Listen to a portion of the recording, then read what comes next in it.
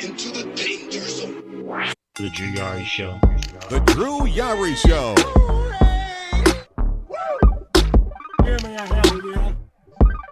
Hell yeah. Stupid idiot. Drew Yari. The Drew Yari Show begins now. Yeah. Oh yeah. The Drew Yari Show. Let's do it. Hey, what's going on, guys? It is Wednesday, and we have a packed show tonight. I'm not alone, and I'm usually not alone, but tonight I am not only joined by Mr. Justin from Spinebuster Tees. What's up? I'm also joined by Reuben. I'm also joined by... I thought you were just gonna go straight into everything, but I know. My bad. I probably should introduce you better. I'm also joined by Reuben Prime. Yo, what's happening? A lot is happening, Reuben. Anna, I'm sorry you got COVID-19. Hope you get better. So, like I mentioned, RJ will be joining us a little later in the night. But we have quite a few things to talk about. I know Reuben, in particular, wanted to discuss... he wanted to talk AEW. So the floor is all yours, Reuben. Tell us what you think about AEW. Oh wow, thought we was gonna talk about that later, but I mean, just to sum it up, everything that's been going on with AEW in the past couple of months, it just shows that the bloom has come off of the rose, and you know there are upsides to AEW, but a lot of the downsides just come from the fact that there's just no structure, and it's just the people in charge are just playing like they own and running a wrestling company. And we can, talk shit about WWE with their issues, because they do have issues, and if they're getting better with them, Triple H is trying to rectify a lot of the things that were wrong in the previous administration, but it's like, it's just easy to shoot fish in a barrel, you understand? And a lot of the issues that people were talking about, that they were warning about AEW, no one paid attention because, hey, it's an alternative, a true alternative to WWE, and, fuck bins and things like that. And that had a lot of people wearing rose-colored glasses. And they didn't want to see that, yeah, while it's an alternative, you have issues. And if you don't address these issues now, that is going to get worse. And it can actually bring down the company. And we're seeing that, with CM Punk. I know we talked about that, that whole thing with CM Punk and the Elite. And now just more stuff. Just more stuff going on. Now you got Sammy Guevara, and Andrade. And you have people unhappy wanting to leave. It just shows that it's not paradise. It's not the it's not the promised land. And if anyone is telling you that, you're just deluding yourself. And it just sucks, because at the end of the day, we're all here to watch wrestling.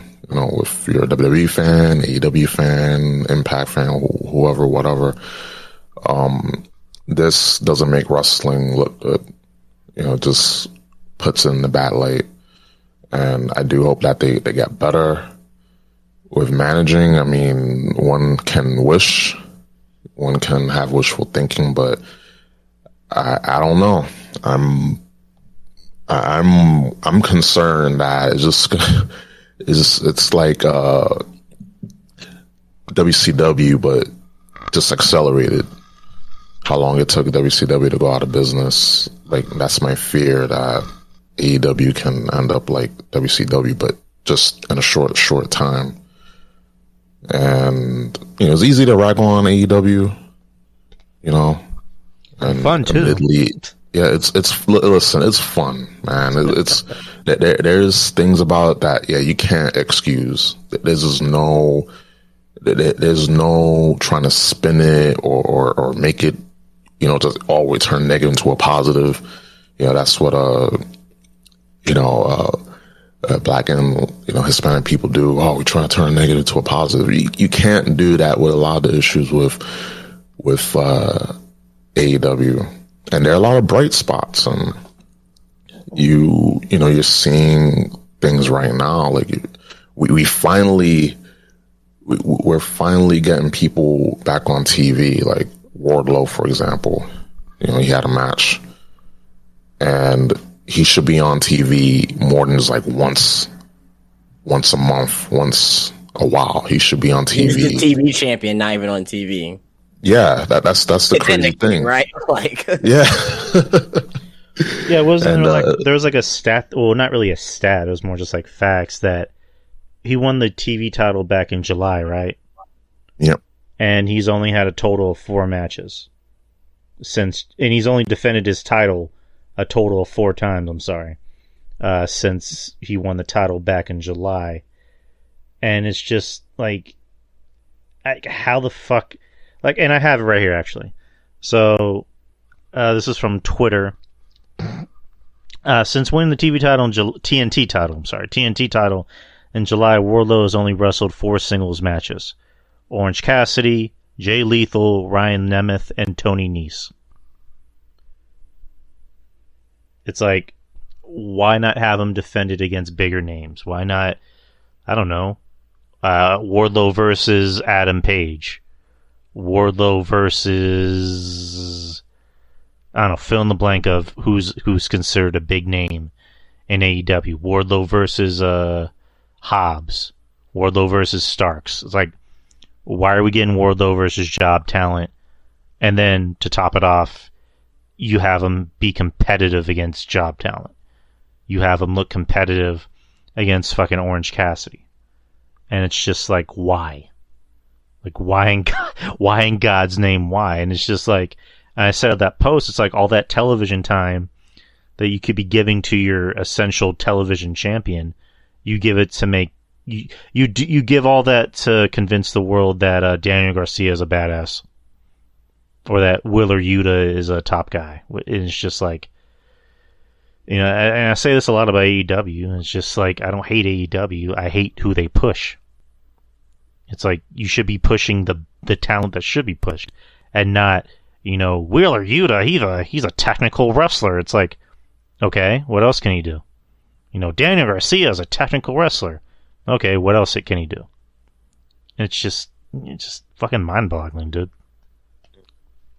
Yeah, like, and there is a bit to like when it comes to Daniel Garcia more than Yuta, but again, it's just while they're trying to focus on the future, they're not doing a good job in, putting those established people, because there's so many others that are up and comers that should be featured, and they're not.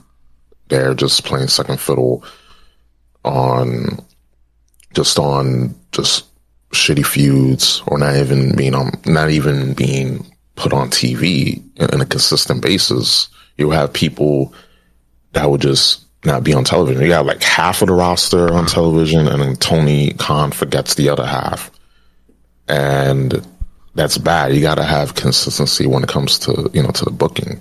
You can't, in the middle of a storyline, just not have these people on TV for whatever reason. And that's the main problem, that Tony needs to have structure. He can't be booking everything, producing everything, because one man ain't gonna remember everything. You are going to forget a lot of things.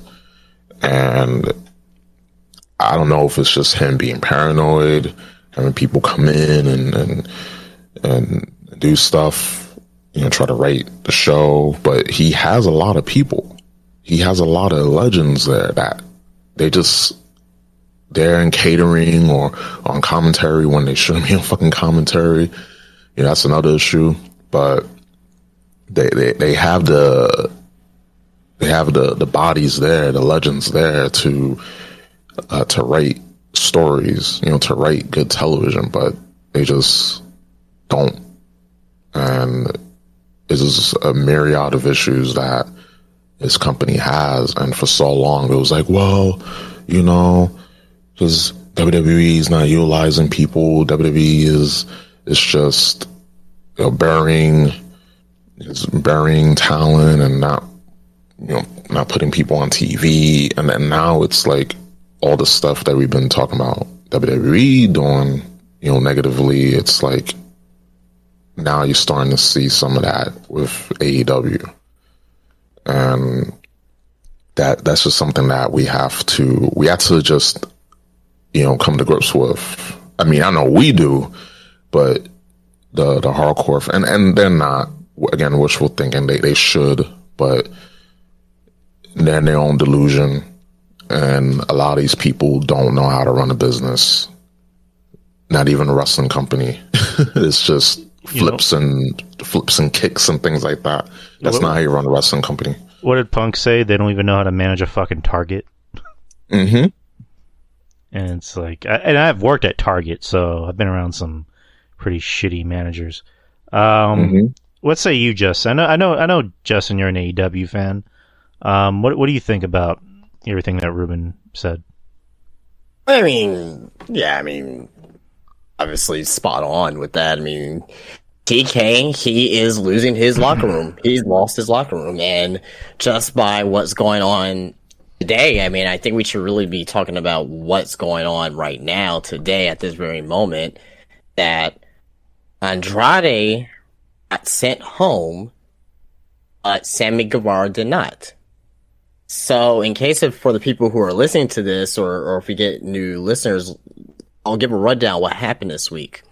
Andrade did an interview recently, and in that interview, he says that Sammy Guevara complained that he gets hit too hard, right? He said that, and Andrade said, like, hey, Sheamus hits hard in WWE. John Cena never complained about me hitting too hard in WWE. If I hit you hard, I expect you to hit me back. It's wrestling. It's not ballet, right? So Sammy took an exception to this, and he went on Twitter on Monday, and he said, you are a jobber, a favor hire, be grateful, bitch. Exact words that Sammy Guevara said to Andrade. Okay. Andrade went back, and this is all in a span. This is before noon on Monday. Like, this week started off hot already. Andrade said, I said to your face, if you have a problem with me and you said nothing, I won't beat your ass because I'm professional. Don't be scared when I say something. I name names and I'm not scared to get fired. Hashtag Sammy. Okay. Then Sammy came back immediately and says, you didn't say shit to me, you liar. But here's some truth. You ungrateful prick. Jobless if it wasn't for your dad-in-law. Are you really mad at me or mad at yourself for failing to get over for a second time? Just go back to WWE like we all know you want to, and fuck off. Then Andrade came back, and this is where the tweet stopped. It says, okay, I'm a liar, crying, laughing emoji face. See you on Wednesday. I'll tell you to your face again, and nothing you say that you do not have any problem. So this was all built up from Monday coming into Wednesday. Quick thoughts about that from me personally was that, okay, I don't know how this could be. I was thinking at first, like, okay, I don't know how this could be a work, because of the fact they're both heels. They're not even they haven't had no type of interaction on TV. On top of that as well, Andrade is in a feud. He's already in a feud already with number 10 for, match versus career. And that's a whole nother indication right there, because if Andrade loses, he loses his career in AEW versus 10's match. That was supposed to be happening on Rampage this Friday. Getting canceled.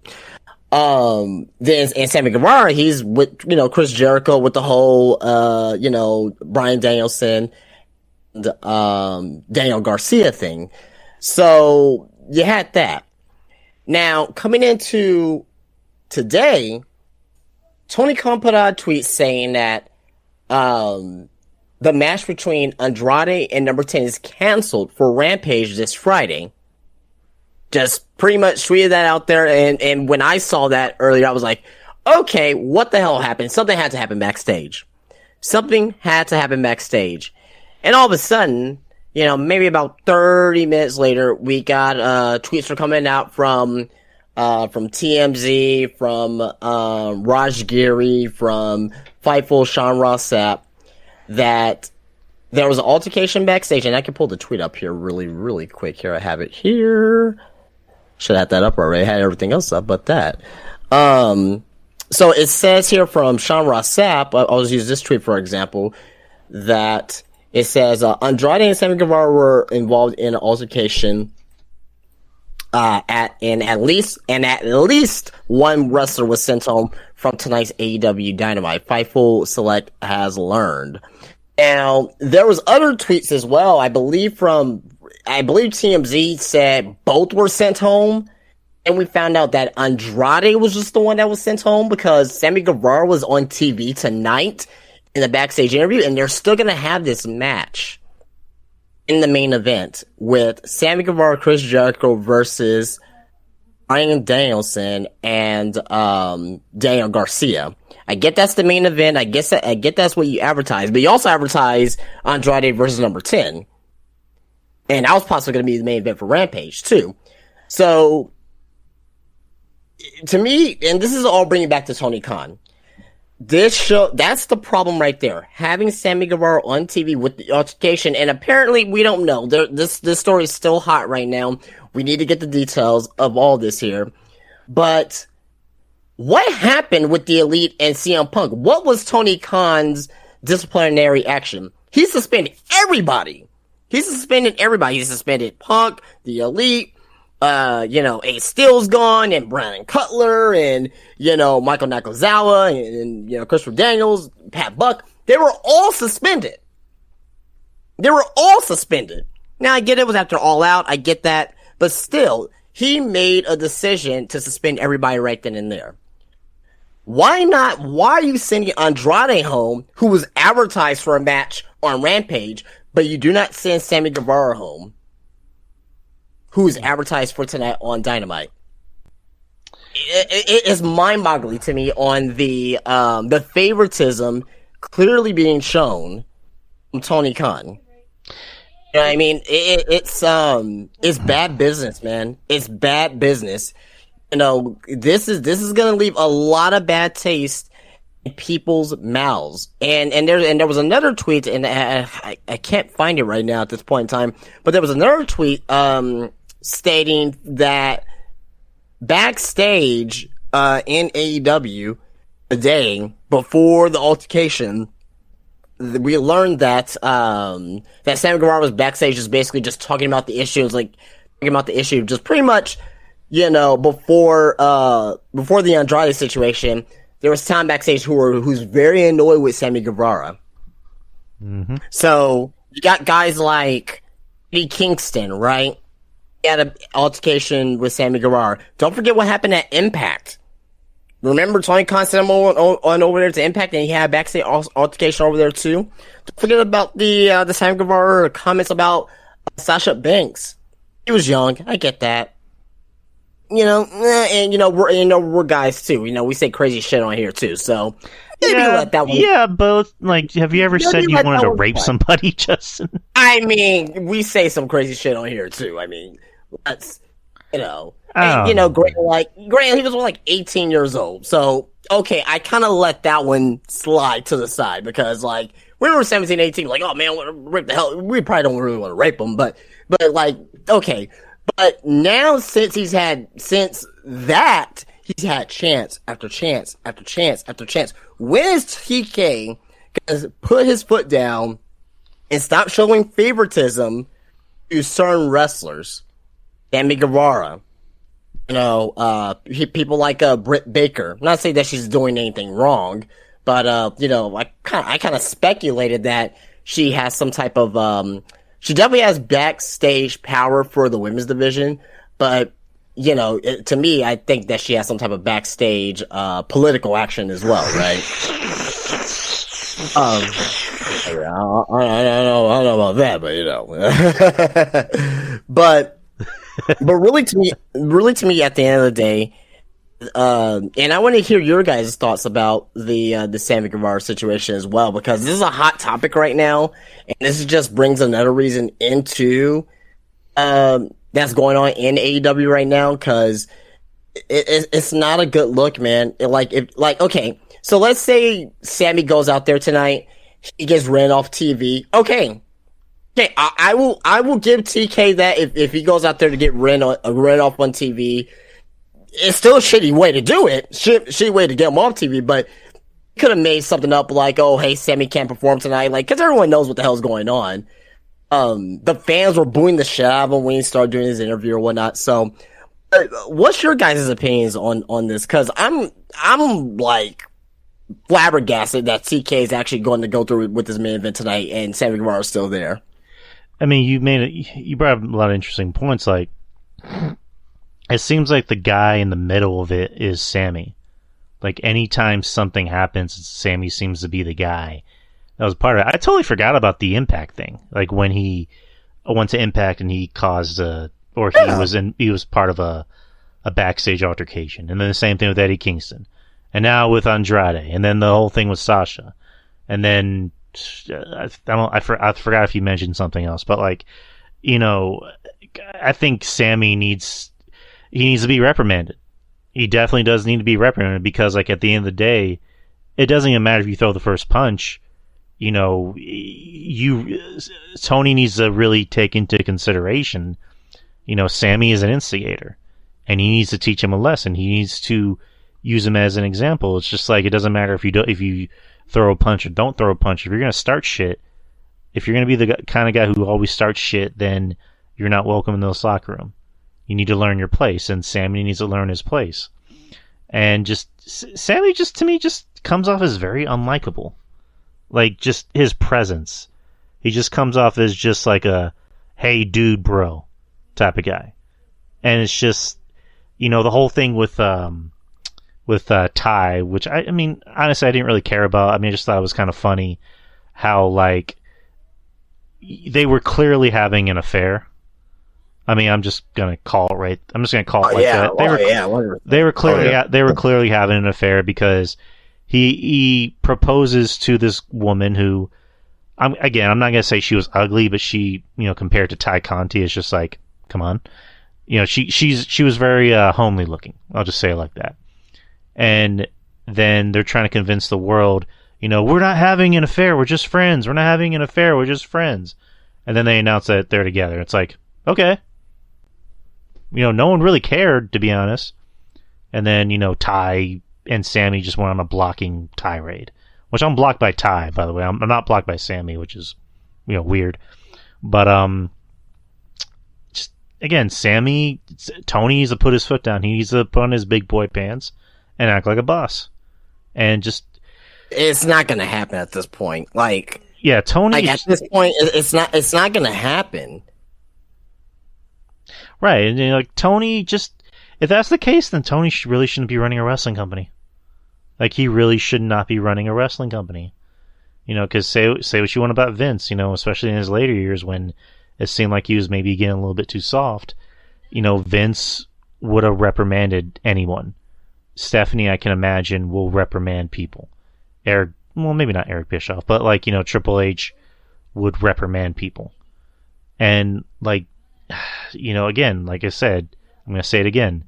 If Tony can't put on his big point pants and act like a boss and try to get an example out of someone for really being an instigator and being the guy who's always at the front and center of this shit, then he needs to find someone who can. He needs a guy who's not afraid to be mean. He needs a guy who's not afraid to be the bad cop.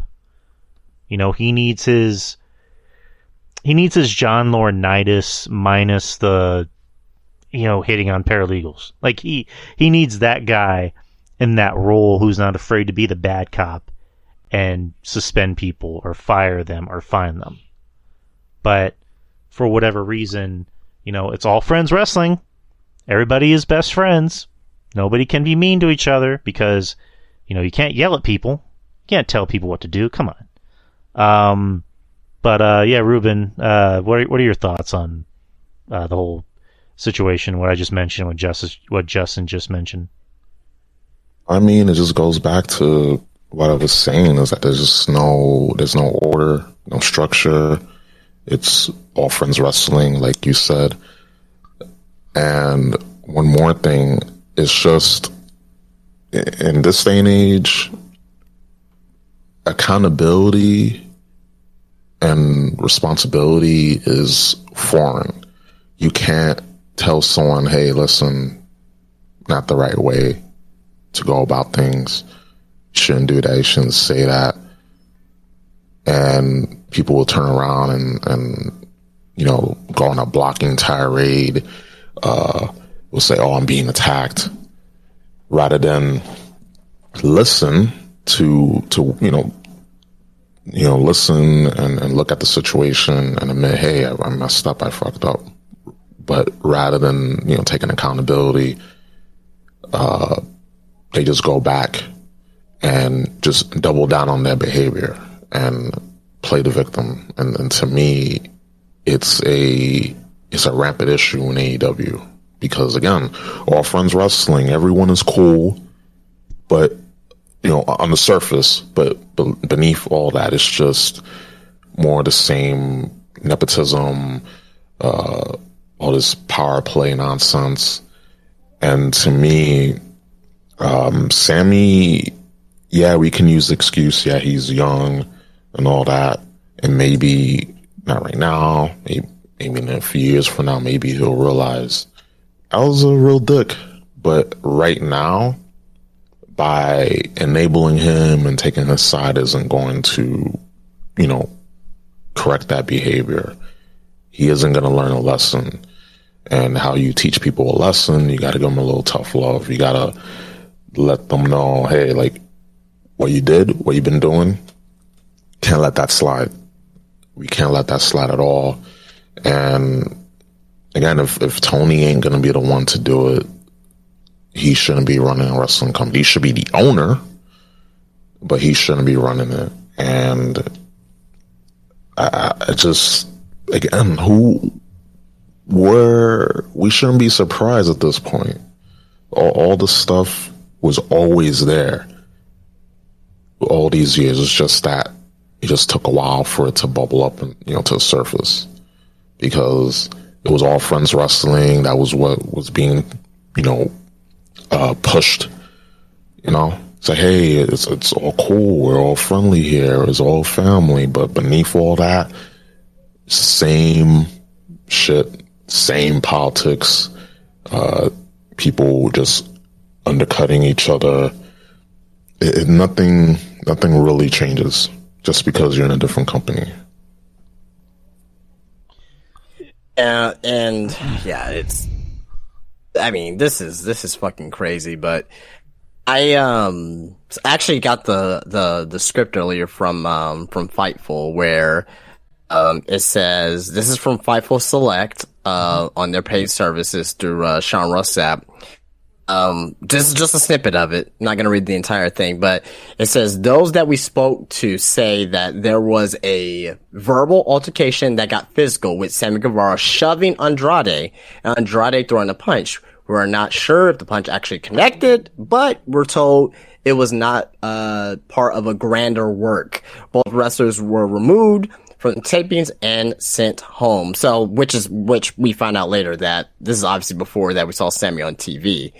Then the tweet that I actually saw earlier too as well, it was from, I think it was from TMZ, where it says, okay, here it is. It says TMZ, several wrestlers are pissed at Sammy from publicly airing personal/private issues and things, just boiled over at the arena.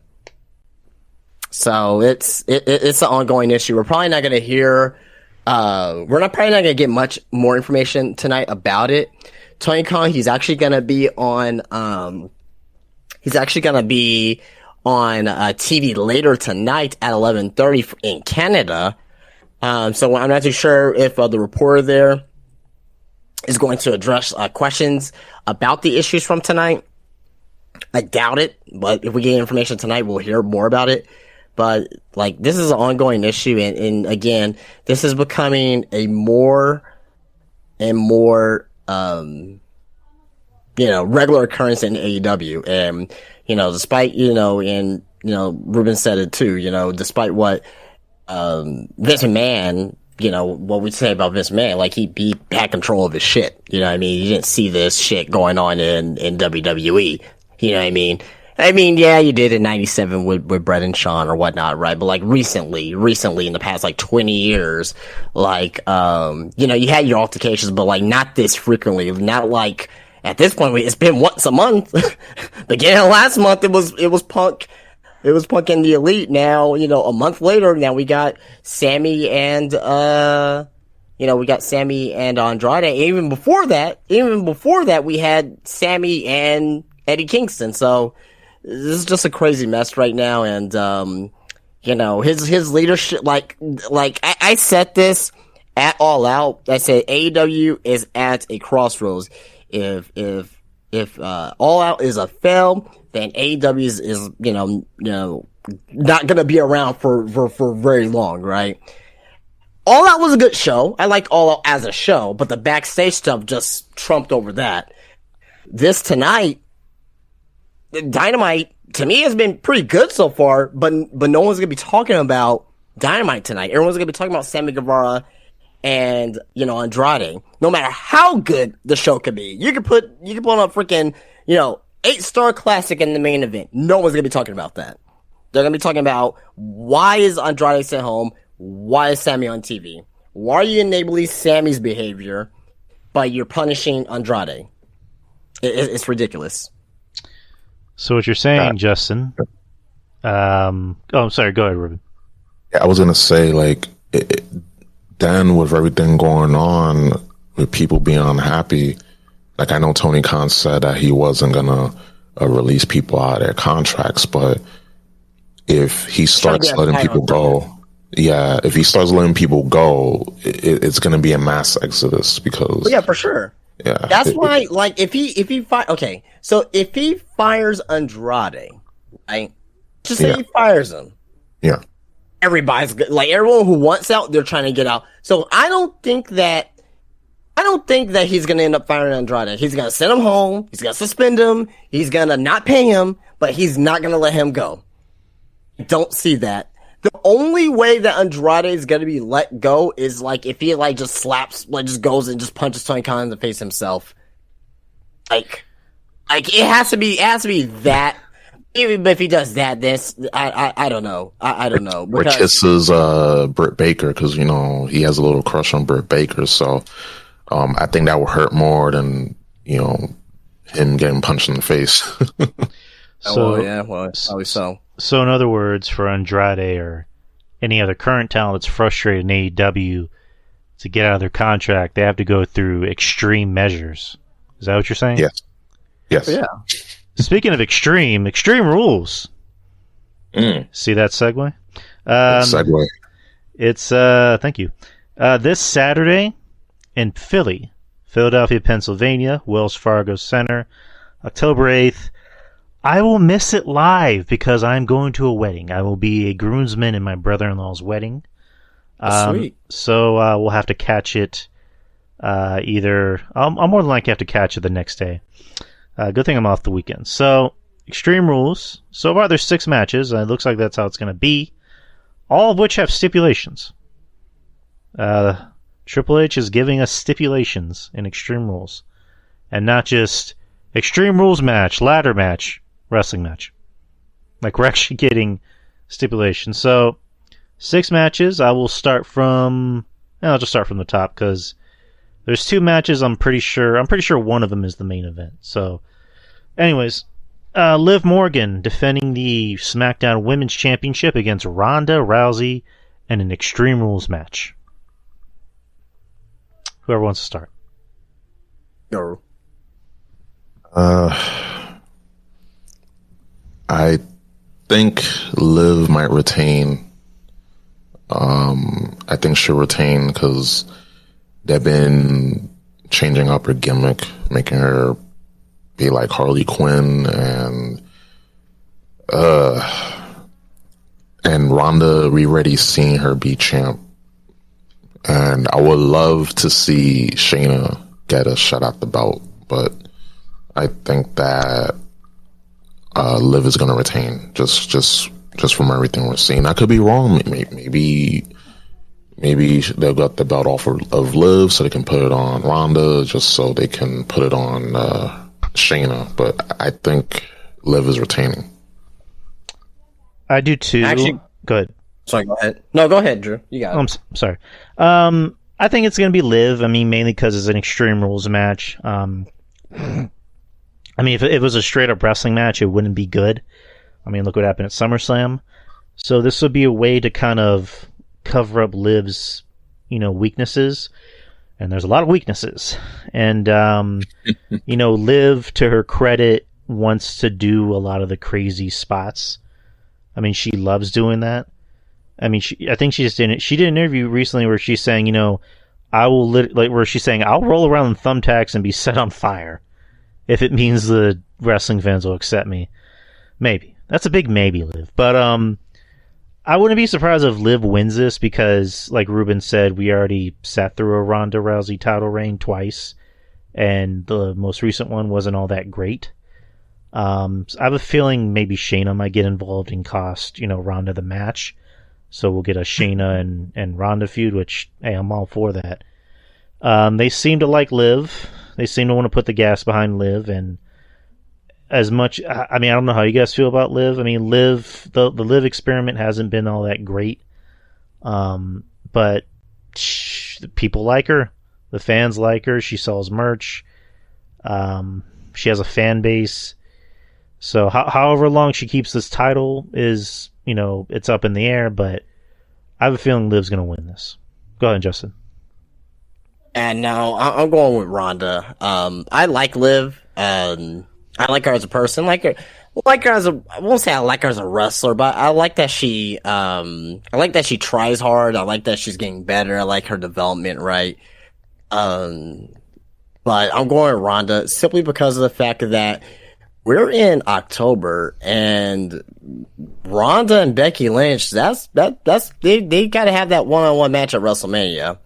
And it's probably gonna most likely be for the title because, to me, that's probably going to give the match the most heat with the title. I don't think a lot of people are going to care if it doesn't have the title. In my opinion, at least, if it doesn't have the title. So, Rhonda, she hasn't won the title yet in this run, and I believe she's on a 1-year contract with WWE, on this current run here. So, have her win the title here, start building her up. You could change her into a heel, give her some time to, have that heel dynamic with the belt, going into WrestleMania next year.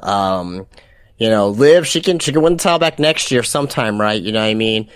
But to me, I think it's time for a new champion. I think, Rousey winning will be good. And, we'll see on how it gets there. I mean, I see what you guys are saying with Liv Morgan, retaining because it's Extreme Rules match. And her character's, changing slightly, and it's a stipulation match, it's a gimmick match, but despite all that, I'm still going with Rhonda to win.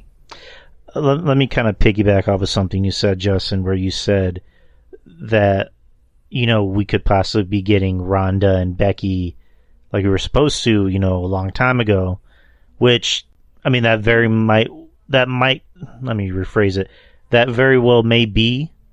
Especially, last time we saw Becky, she looked like she was going back to being a face. And now it looks like we're getting, heel Rhonda. And I want to see that matchup, but honestly, I would rather see another matchup, and we'll get to what that matchup could be in my eyes. So next match, a fight pit match between Matt Riddle and Seth freaking Rollins, with UFC legend Daniel Cormier will serve as a special guest referee. Who you guys picking? I'll go. Yep, I think it'll be Riddle. I think it will be Riddle that will win this. Considering he lost at Clash at the Castle, so I think that this will be a good way for Matt to get his win back. And this is a fight pit, so it's more in his alley.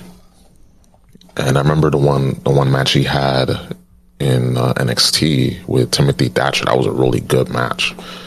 That was a hell of a match. So, and you got Seth Rollins, there to put on a good match with him, and the story, basically a blood feud, which is what I like.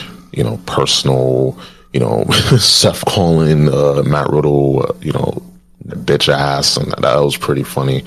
But I definitely think that it's Matt Riddle's match to win. That's his wheelhouse and everything. Yeah, same. Because I think Matt really does need to win this match, because the last match, I had my feelings about it. I figured Seth would win it, but I would have preferred the match went a different way. But that was last month. Riddle needs this win. He really does need this win. Because if it doesn't, it's just at this point, if he loses, it's just gonna make him look like a moron and basically like a bitch ass, what Seth would say. And it's his wheelhouse. It's a fight pit. He former MMA UFC guy. Seth is not a MMA UFC guy. So you would think Riddle would win this match. And then you got Cormier in the middle, which I'll save my thoughts on Cormier, and I'll let Justin pick his win for the match. Go ahead, Justin. Yeah, I'm going with Riddle in this match, just because of the fact that WWE, despite of who's having the pin and who's booking the shows, they like their 50-50 booking. Not as much as Triple H, but they like their 50-50 booking. But that's not the main reason. The other reason is because, obviously, this is within his wheelhouse. Matt Riddle, he needs to win this match for him to be solidified as an upper mid-card guy. You know what I mean? And this may put him over the top to being, a mid-card type of guy. Rollins, let's not forget, he already has a shot for the United States Championship on Monday. He doesn't need to win this match to go up against Lashley, right? In my opinion, because he already has that match already.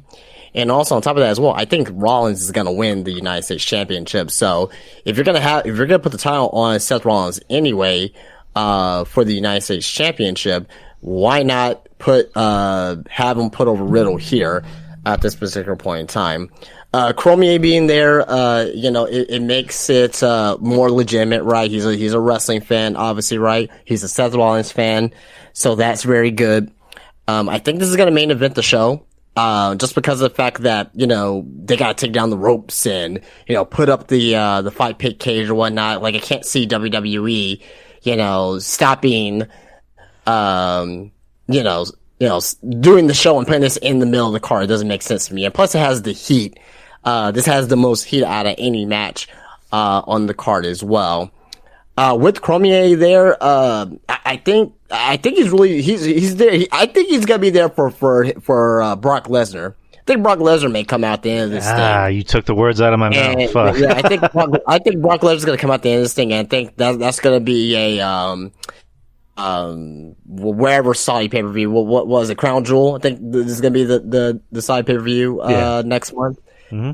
So yeah, I think that's gonna be a match there at Crown Jewel, which would be Lesnar and Cormier. So yeah, man. I mean, should be a great match, right? Should be physical. I want to see blood-ish. It doesn't have to be like Crimson Mask, Joey Janela shit, but it could just be, some, you can see the effects of the match, with a little bit of blood. So, but, overall, I just think that, this should be, if it lives up to expectations, this could be one of the best matches of the year if they do this right. So we'll see, but I got Riddle.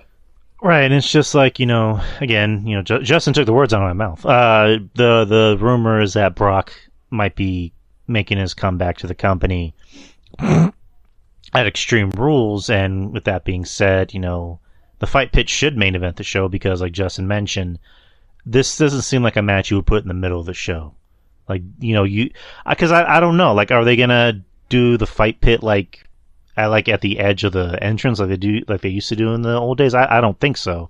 So I would think that they're gonna like do how they did in NXT. Right. So, Brock's gonna come back, and then we're possibly getting, Brock versus Daniel Cormier at Crown Jewel, and I haven't seen Cormier wrestle. I mean, I can imagine he's gonna be at least passable because you would think someone who's a professional athlete would at least know how to run the ropes and wrestle, and I can imagine Cormier is already in the gym, working on his wrestling skills. So, and also it's a spectacle. I mean, Crown Jewel, it's not really a pay-per-view. I mean, in my opinion, I don't really think a lot of people take it that seriously because it's basically just a glorified house show. The main event's going to be Roman and Jake and Logan Paul. I mean, is that a match people are dying to see? No, it's just Logan Paul is a quote-unquote celebrity. And then Roman Reigns is the biggest thing in wrestling. And a lot of the match is just going to be Roman beating the fuck out of Logan, and Logan's going to get his offense in, or Roman's going to win. I mean, that's just going to be a match to draw more eyes and ears to the product and, possibly bring in new viewers. Same thing with Brock and, Cormier. It's a spectacle. Cormier is one of the biggest names in UFC, and then Brock is, another big name from UFC. He was a UFC champion. He's one of the biggest names in wrestling. So, it's going to happen the way it happens. Next match after this, well, this isn't in order. I'm just reading it off of Wikipedia. Drew McIntyre versus Karrion Kross in a strap match. I mean, Karrion Kross is going to win this match, though. I mean, this match has heat, obviously, behind it. This is to build Karrion Kross up. This is his first main roster pay-per-view match ever. He didn't get a pay-per-view match in his last run on the main roster. So, I like how every single match at Extreme Rules is some type of stipulation match. It's not just like 7 regular matches and we have one Extreme Rules match, and hey, we technically didn't do false advertisement, right? You know what I mean? So that shows that Triple H is taking this seriously as far as having continuity on the show and having it make sense. But regardless of all of that, this is gonna be a good showcase for Karrion Kross. Drew's gonna be here to get Kross over, right? Drew doesn't need to win here, right? We have plenty of time between now and Survivor Series, which I think he may be included in that Survivor Series War Games match, against the Bloodline, because you already know the Bloodline is gonna be in Survivor Series, no. That's not even a question. If you don't think the Bloodline is not going to be in the War Games match, then I really suggest you to kind of rethink the way that you start, watching wrestling and start how you evaluating. But I think Drew's going to be included in there and in some fashion. But regardless of that, Kross needs this win. This is going to solidify him as a top heel in SmackDown. And we'll see how it plays out. Rube. Kross, like you guys mentioned, this match has heat, and I do take pleasure in Karrion Kross just choking people out. That is that's something that I take joy in watching. So that's just little little bias. You know, I'm a Karrion Kross guy, but Drew doesn't need to win. He's a made man, so him losing this match isn't the end of the world for him. And yeah, like this is a great way to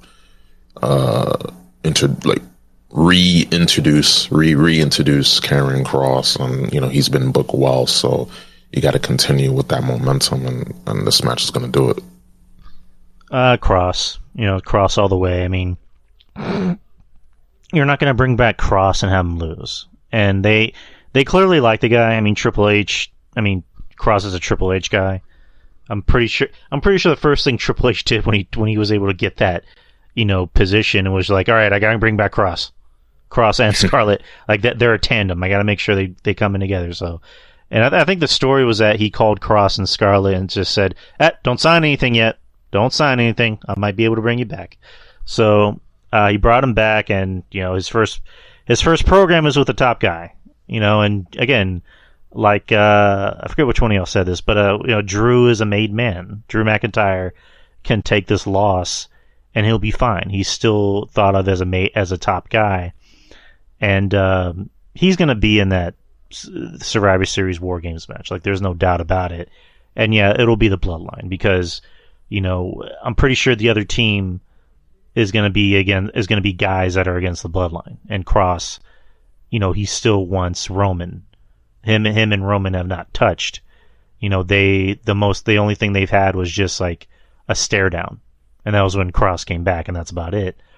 So it's going to be against guys who want Roman, and I mean, it's not really, it's off topic, but not really. But like, do you think like they'll make that War Games match for Roman's title? Oh God, no! Why? No. No. That's not even within the War Games rules and tradition. No, not at all. Yeah, he's not losing that belt. Like, he's gonna carry both belts through WrestleMania. He's not. Yeah, he's not losing that title. Well, titles this year. All right, it was just a thought. I didn't really think it through too much. I'm like, well, they could make it for the title, but at the same time, it's like, okay, what happens if somebody on his team scores a pin, or somebody from his team? I don't know. It'd be like in TNA when Joe lost the TNA title, and there was a match. It was like AJ and Joe and somebody else versus the Main Event Mafia. And if somebody and the winner of AJ's team, AJ will be the world champion. It's like, but Joe just lost the title. But whatever. All right, yeah, it was just a thought. I didn't think it would actually happen. Maybe I got one comment. Maybe if the opposing team wins, they will get a future title shot. Like, and whoever gets the or whatnot, yeah, that could be a stipulation. That should always be a stipulation for Survivor Series. Like Survivor Series has been so watered down over the past few years. Like, they never had a stipulation of, it could be a simple stipulation. Hey, whoever gets the pin in the Survivor Series match, they get a title shot at the Royal Rumble. Boom. You got your Royal Rumble, one of your Royal Rumble title matches booked already. All you got to just build it up. So, but yeah, no, I agree with you. Right, and then again, Triple H is in power. One of his first things he does, make Survivor Series War Games. Like, fuck yeah, man. Next match, Bianca Belair, the Raw Women's Championship, defends it against Bayley in a ladder match for the Raw Women's Championship. I'm gonna ask you guys something after we give our thoughts, but who's picking who? I'll say this. I thought through a little bit. I was like, man, this match is hard to predict. I mean, like, to me, I thought it was hard to predict, and I thought about it a little bit. I was like, you know what? Nah, Bianca's gonna win. I really truly believe that they want to do Bianca Belair versus Charlotte Flair at Mania. Truly believe that they want to do that. I think they want to give Bianca this 1 year title reign too. I mean, to solidify her as she's almost there as a top, star for the women. I mean, she's a top star for the women's division, but like somebody who could consistently be there, like a Becky, like a Bailey, right? Like someone you can put her in any program and is gonna do well. I think they want to solidify Bianca, give her that year title reign, and have her lose at May, unfortunately, to Charlotte. But I mean, that's my early opinion on what's gonna happen.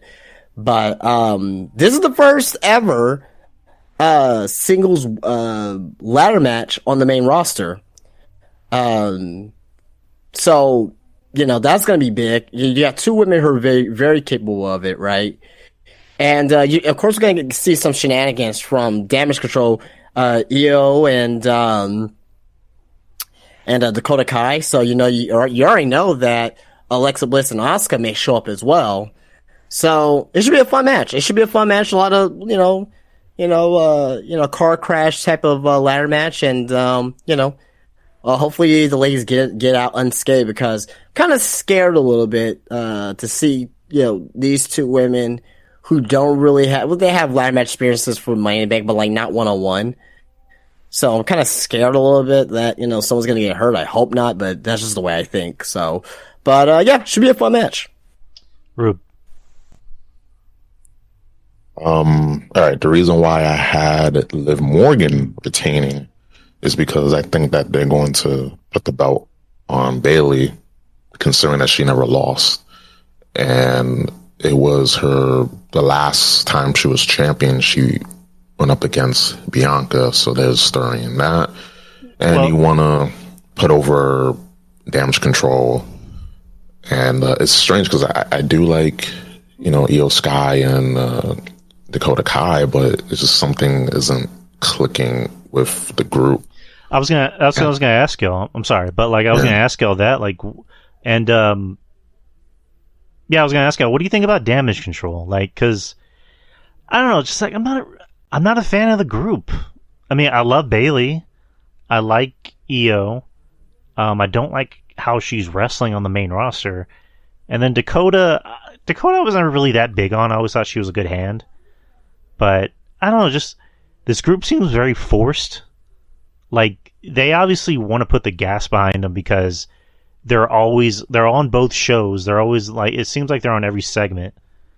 But, yeah, I don't know, something about the group isn't clicking. Like, Bayley as a solo act is fine. That gets over. Like, that's money. Io, we had been waiting for Io to, come to the main roster for the longest time. But, I don't know, something isn't clicking. And again, you can make the case that, it's the main roster and, she's being forced to work a different style than she did in, NXT. And then with Dakota, good worker, but just, not really that great. I mean, not really that great as someone you would put on TV. But what do you guys think about Damage Control? I mean, I think they're gonna be a temporary group. They're gonna be like a 6-month group, 7-month group. I think this is just a way for Triple H to bring up these women to the main roster, right? And try to have Bayley try to help these ladies get over, right? Because we know who Io Shirai and Dakota Kai is. We know who they are, right? To the casual audience, to the 9-year-old, to the 10-year-old in the crowd, they don't know much of them because, they may not be too much exposed to NXT.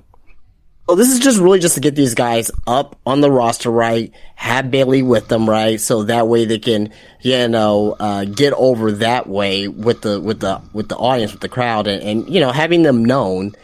And eventually they're gonna break up into a singles run. So I think the purpose of Damage Control is doing its job.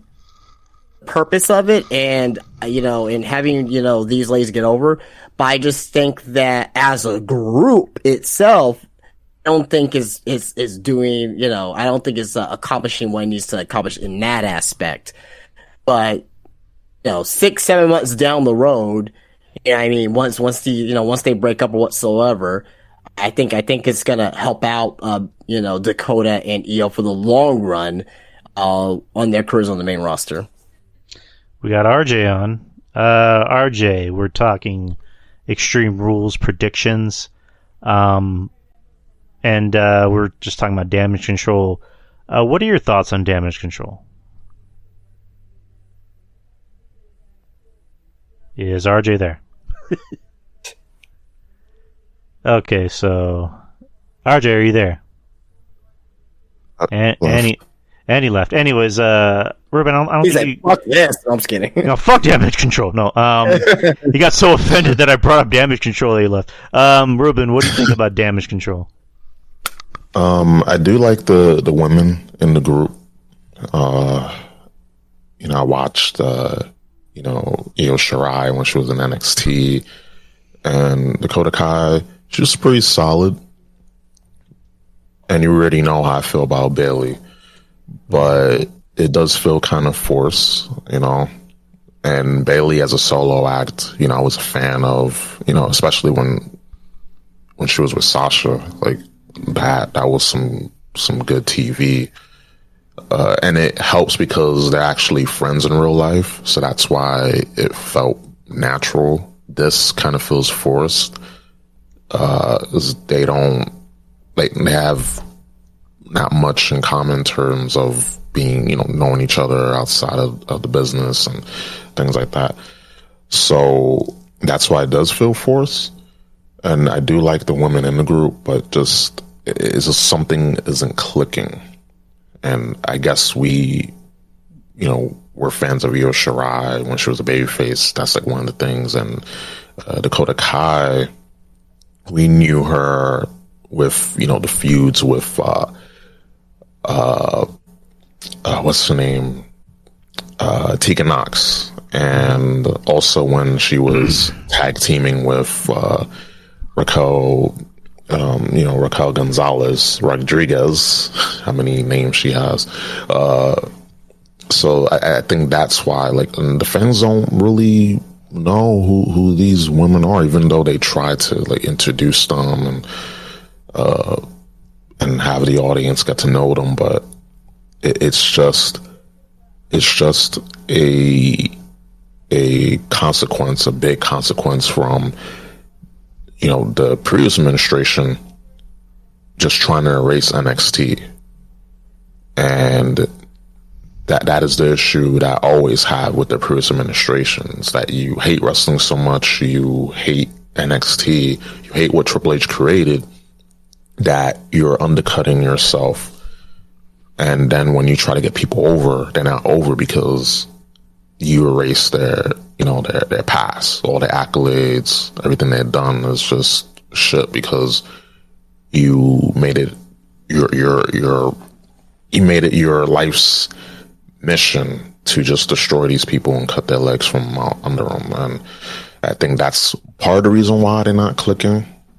That's it's multifaceted, but that's one of the reasons. But I think that in the long term, they're gonna go the separate ways, and then they're gonna be solo acts, and probably could introduce Sasha Banks some way. I don't know. I'm dreaming here, but that could be something down the line. Turn on both of them, get back with Bayley. That's something I see. All right, so let's try this again. RJ, what do you think about Damage Control? I have no desire to talk about. There you go. I think we talked about this before. I just do not want to talk about it again. The group is a mismatched group. They have no synergy, no real chemistry, no real reason to be together. Despite Bayley trying to slap something together. On paper, the idea is nice, but it's just not clicking with fans because, like you said, they have no real chemistry. You have a woman that doesn't speak English. You have another girl who, granted, she's not doing the crackhead twitch like she was doing in NXT 10 months ago. You still have a girl that looks lost for all intents and purposes. For whatever reason, Dakota Kai looks lost out there, and he got Bayley. Need I say more? Do I need to add on to anything that Reuben and Justice said? I like all three girls. I do. They're great. Bailey's great. But this right here, I don't know, man. Either they got to add a fourth girl to the group to help round it out or something. To help there's not enough charisma there, you know? There we go. Bailey Mm-hmm. can't pull the wagon. The work is there. The work is there, but the charisma. Like I was telling Andrew earlier when we was doing the show, I told him, I said, look, you can have great wrestling skills all day long. That's fine, which all three of these girls do have. That's one thing you can't take away from all three of these girls. But you have to have the ability to talk the audience into wanting to see you either get your ass kicked or want to see you compete. And I don't think that Bailey can do a good enough job to make all three of them, you know, make the crowd care about all three of them, seeing them compete or get their ass kicked. You know what I'm saying? And that's the problem. One woman cannot carry two other women and then carry all that ass she has. Like, that's just impossible. So let me ask about Bailey, like, because I forget, Jeff Lippman was talking about it on Hammerlock Hangover. Do you think the problem with it is Bailey is not really a leader? She's more of a follower? Like, do you think if Becky or Charlotte was the head of the group, it may be a little bit better? Or at the end of the day, I don't think she needs better girls. She needs better girls. You need girls with some charisma. You need some girls with some spark. Mm-hmm. Io Shirai would have been better off with Asuka. They should have done if they wanted to put Io with anybody, they should have put Io with Asuka. Io and Kyrie worked as a tag team despite neither one of them speaking a real good lick of English. The Kabuki Warriors were over, you know? So that would have been, I know people wouldn't have wanted that, but I think that would have been a better option. And as far as Dakota, you should have put her back with Raquel. Because guess what? You put Raquel in another goddamn tag team with another small woman anyway. We're not going to talk about that woman, by the way. My head hurts. Yeah, Reuben, Justin, I'll just put it to you this way. Justin has a history with Aaliyah. He can explain it better than I can. No, I was there. I was gonna say we're not gonna go through that again. Yeah, I was on the show when we mentioned it. Oh, okay. That long show, that 2-day show that we were doing. 2.5, but who's counting? Clearly you are, Reuben. No play. But the match. So was it Bailey won? And that could be a nice way to build up towards maybe Bailey versus Becky at Mania, since they were teasing that, the last time Becky was here when she, had to take time off for her injury, and also, Damage Control, in storyline fashion, ganged up on her and beat her up and, worsened her injury. So that could be a Mania match. And now you got Becky back as a face, which I think people preferred her more as a face. And then you got Bailey as a heel. Bailey's a good shit talker as a heel. Bailey needs to be a baby face. Nobody wants to boo Bailey, bro. Like, I think that's a part of the problem too. Nobody wants to boo Bailey, especially after her being gone for almost a fucking year. And you're telling people, hey, you gotta boo Bailey. What the fuck? No. Like, why? Like, this woman was gone. She hadn't done anything to us in 9 months. Why should I hate Bailey? I mean, there's one reason you can hate Bailey. Oh, for her not giving up ass? I mean, the only reason I can come up with. She tries to cover up all that ass. All that ass and them titties. Like, boo, Bailey, boo. You can just get the lack of heels for the women. There's no heels. Like, there's none. But you know who could be a good bully heel? Bianca Belair. Oh yeah, no, I agree. I agree there, but I think that WWE, and this is mainly the Vince McMahon still, because Bianca was turned into a babyface and kind of lost her. To me, she kind of lost her ghetto-ness per se. Like she's more corporate now than not ghetto Bianca Belair that she used to be, right? Yeah, she lost her edge. Yeah, lost her edge, right? But yeah, no, like it's Yeah, but WWE they just need more women heels in. And currently, right now, Triple H is like, well, I know Bayley could be a great heel. Not to say that Bianca can't, but I think his back was into a corner on that one. Well, Bianca, her gimmick is basically a heel gimmick. Like, she's like, I'm the greatest, the fastest, the strongest, the toughest, the roughest. Like, that's a heel. But, she's she's doing Connor's Cure commercials. She's doing Make-A-Wish. She's visiting, kids, or, she's doing a lot of kids. She's the female Cena. She's the female Cena. John Cena, Thug Life gimmick, right? Dr. Thugonomics. That was, that was a heel. Too, so. That was he was a heel then, but then when he became Super Cena, he became PG Cena. He became the face of the company, and at this moment, Bianca is one of the faces of the company along with Roman. And honestly, I would love if she became a heel. I would love that. Oh my god! Oh, I'm sorry. Go ahead. Something happened Something happened on AEW. Yeah, Sammy Guevara just got the pinfall win over Daniel Garcia. This company's fucking stupid, man. I thought he got sent home for fighting. He did not get sent home. No, we covered that earlier in the podcast here. He was supposed to have been sent home, but he was actually on TV in a promo segment back with the Appreciation Society. Oh, he's still there, and he had the match in the main event, and he just got the pinfall victory in the main event. That is ridiculous, man. It's like AEW, you get in trouble, you get rewarded. So AEW don't know who to rightfully reward, and B, Tony Khan doesn't know whose cock he wants to suck, huh? I thought he was. I don't know. Well, it may not be Tony Khan. Maybe Sammy Guevara that's sucking the cock. Has to be. I thought for sure Daniel Garcia would have pinned Sammy Guevara and folded him up like a goddamn taco. Tonight, you guys know at the beginning of Sammy Guevara song, it's that deep voice, that Sammy Guevara. That's actually Tony sucking Sammy's dick. Oh God! It's like, say my name, Tony.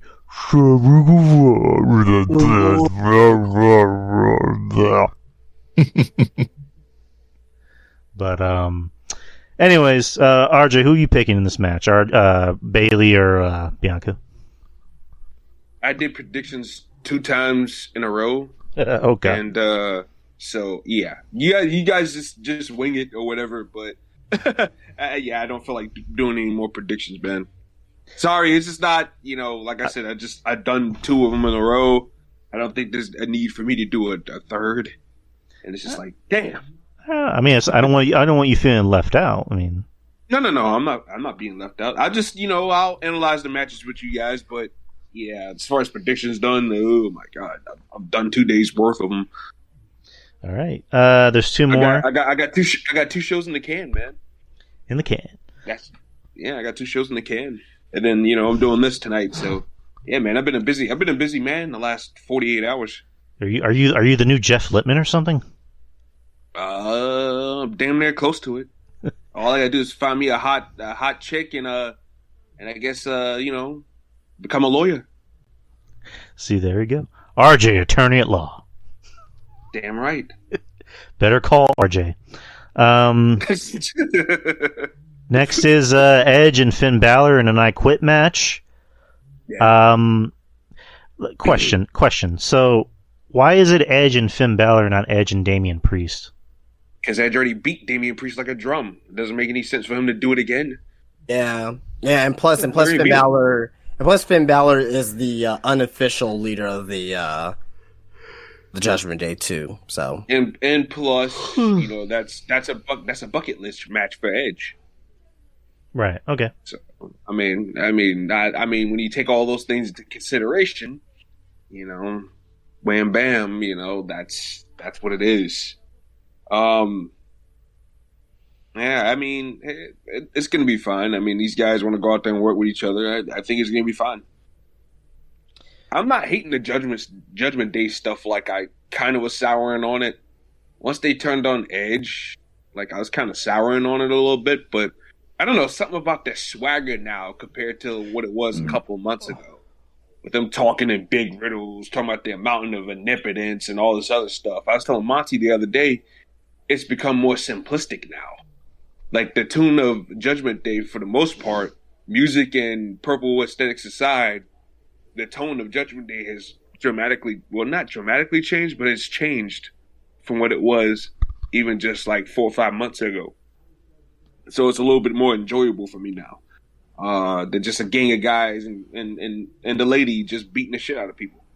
And I just need for them to feud with different people now. But other than that, I'm good with what I'm seeing with Judgment Day.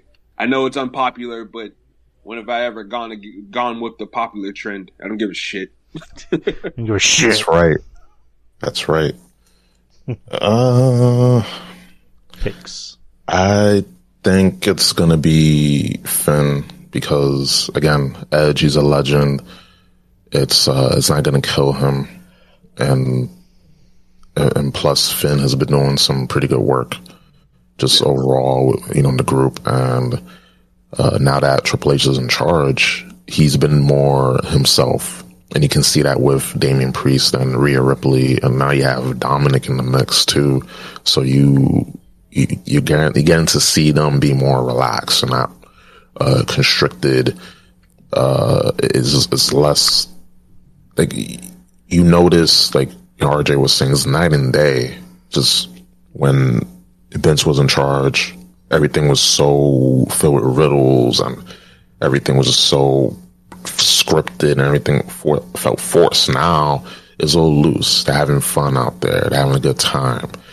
And I think that with this, with this match, it's just going to get the group over because they've been taking a few L's, right? But you gotta get the big W, and I think this is going to be the big W for the group. Mm-hmm.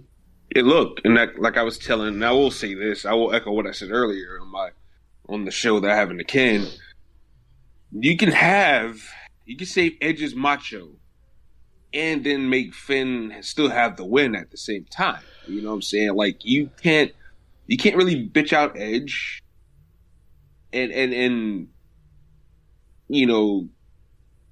you can't bitch out Edge while ruining Finn Balor if you book the I Quit match to finish a certain way. I'm pretty sure one of you will pretty much touch it. What I'm saying, but yeah, like I just think that you can go about handing Edge a loss without making him look bad, but giving Finn Balor a sneaky, deceptive win at the same time. Right. Think about this for a second. Balor is going to win this match because there's been, in the rumor mill that Triple H wants to push Finn Balor. Okay, good. Right. Boom. Let's push it out the way. Boom. Bam. Right. So, how is he going to win? Uh-oh. In I Quit matches, right? Justin's putting his thinking cap on. 9 times out of 10, it's the heel that loses. The only time that the face wins is under bookish circumstances, right? Got The Rock and Mankind in 1999. If you've seen the NXT UK match between Kaylee Ray and Tony Storm. Tony Storm says I quit in that match, right? Mm-hmm. I mean, so there is kabuki-ish ways that you could, like Jey Uso and Roman Reigns, right? Right. So face doesn't lose clean in an I Quit match. Mm-hmm. Decisively. How are you going to get Edge to say I quit? Mm-hmm. Edge said on Monday that there's no way, there's nothing that you can do to me physically, for me to say I quit. Yep. Sounds kind of sexy. What is they gonna, what the hell are they gonna do? How is Finn Balor gonna make him say I quit? One word. One word, Beth. That's what I was about to say. Boom, there you go. Beth Phoenix is gonna be there, ringside. I was gonna say Dakota Kai, definitely not her. Rhea Ripley is gonna be there, and they're gonna get into altercation. And she may have a steel chair around her neck, around her leg, And eventually we may get a match, maybe at Survivor Series with Beth Phoenix and Edge versus Finn Balor and Rhea Ripley. I can definitely see that happening. I think the way that we get there is with Finn Balor having Edge say I quit due to not anything physical, but psychological, emotional in that decision. That's gonna be the ending to the match at Extreme Rules. It's gonna be great television. Can't wait to see it. Great drama. Great drama, right? And at the end of the day, you know, has this been played out before? Yes, we have seen this here before. But at the end of the day, it's what, you know, wrestling is just nothing but storylines that's repeated over and over and over and over and over again, but with different angles and different perspectives. Yep. So we've seen this type of storyline before, but you know, with Triple H being in charge of this, I'm really intrigued on how they're going to pull this off. And I believe this is going to lead to more down the line at Survivor Series, or who knows? Maybe not even be at Survivor Series. Hell, it may even be at a Crown Jewel. I can see it be at Crown Jewel too as well if they want to have it that soon. So Edge loses. Edge loses with Finn Balor winning and Beth Phoenix being involved and Edge being forced to say I quit. You know what I would do? Because Judgment Day, I think Judgment Day haven't done anything overly dastardly to anybody. Because let's face it, when they turned on Edge was still being a dick himself when they turned on Edge, right? Rey Mysterio, I mean, everybody beats on Rey Mysterio, so it's not anything new per se. But to me, if you really want to get Judgment Day over, and I was telling Andrew this earlier, you should have Damian Priest give Beth Phoenix the fucking South of Heaven chokeslam through the goddamn announce table. Even after Edge says, I quit. Rhea gives her over to Damian, and Damian just plants her ass through a goddamn announce table. Oh my God, I think that would be heat. And Beth can take a bump. Beth is a swole woman. She can take a bump. I mean, I like that. I just think I think they need to do something very, very dastardly. They need to do something very, very dastardly. Because I want to believe in these guys. I really do, and I like the way the group said. I know a lot of people say Finn doesn't fit it aesthetically, which I agree. I agree, Finn Balor, but Finn Balor is killing it as a heel, man. His shit talking, the way he's moving, his swagger, like Finn Balor is definitely on cloud 9 as a heel right now. That's one thing I don't think people can take away from him. But Judgment Day as a whole just need a big win, and they need to do something to really push themselves as heels. And I think that's one way you can do it. Right, because like with Judgment Day, it's like it's a group aesthetically that you see. Like if you weren't a wrestling fan, you saw Judgment Day, you'd be like, that's kind of a cool looking group. Like you got Finn, who's an athlete. You got Damian, who's a big killer. Rhea's a big killer for the women, and I'm forgetting a name. Oh, and then Dominic. But anyways, it's a group that you should like, but they've been pushing them like shit. Like they're a group that always loses matches, and it's just like, even Jeff Lippman said it. Why the hell would you want to join the Judgment Day? They're a bunch of losers. They lose matches. Like you would want to join the Bloodline before you join the Judgment Day. So it's just, like, what Justin and RJ said. If you really want to get this group over as a big heel group, have them do something dastardly, and are they going to allow Beth to take a bump? I mean, I'm pretty sure Beth is tough. I mean, because there was that thing that they did on the network where they showed her backstory and she was on the wrestling team, and she was actually wrestling, other boys because she wanted to. I can believe that. And she's a big swole woman, so like I'm pretty sure she can take a bump. But my whole thing is, I mean, yeah, obviously, I mean, she's a wrestler. She's been doing this for years. She can take a bump. Yeah, it's not like she's a normal civilian wife. I don't think it's necessary for me personally. I don't think it's necessary for her to take a bump. I think they could have, just wrap a steel chair around her neck, do a spot that way, right? Like, believe it or not, those spots are safe for the most part. It's more safe than actually taking a bump. You know what I mean? So, but to me, I think that's the route that they're going to go for sure. Reuben, who's your pick? Oh, I said Finn. Finn was going to have Finn winning. And using Beth, yeah, I think having Beth out there to further the story is a good thing, because just having a regular I Quit match, we've seen them many times. And yeah, the whole,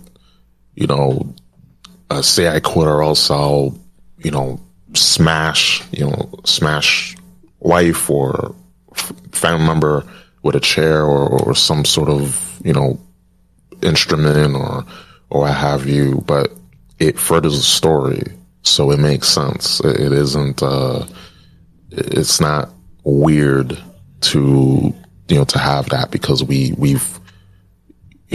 expect that. We expect Beth to be involved in this feud. So yeah, I think that's the way to go. Finn winning. The group needs a win. They've been losing a little bit, but they're still a cool group, and I think that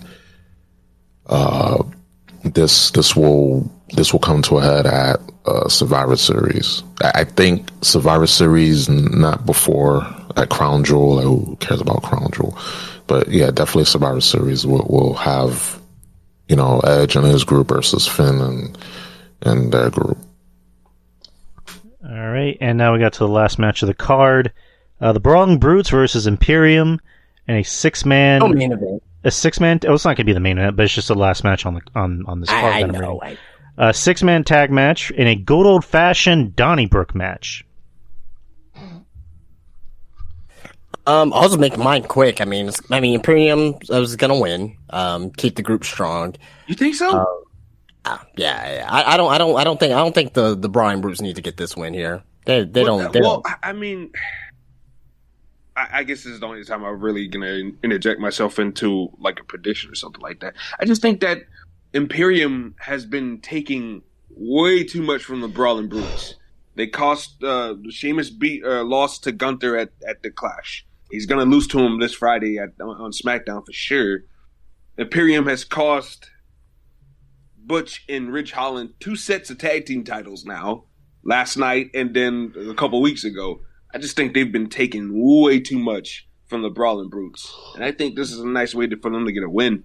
But I mean, yeah, I can see the Brawling Brutes winning too as well. But right. I just think that Triple H is so much behind Imperium right now that he wants to fully establish them as the 3-man group on SmackDown. I'm not shocked if the Brawling Brutes is gonna win. I mean, this could go either or. I just think that the way that Triple H wants to establish Imperium as the 3-man group, pretty much, on SmackDown, will be great as well. And who knows, right? I know I said that, hey, gonna have the Bloodline in War Games. They may do a triple threat War Games match. We don't fucking know, because they've done that before in NXT as well. Now that's probably like 5% chance happening, right? If that does happen, you know what I mean? That'll be a great way to have the Brawling Brutes win there, right? Over Imperium and the Bloodline. That'll be great. I don't think that match is happening, by the way. I'm just saying that if that is an option, that could be an option. But yeah, I'm gonna go with Imperium here. I mean, to me, in my predictions, it's not like 100% chance Imperium's winning. Like, it's more of like 55% chance Imperium's winning versus 45% chance of Brawling Brutes. It could go either or, but that's just what I think for that match.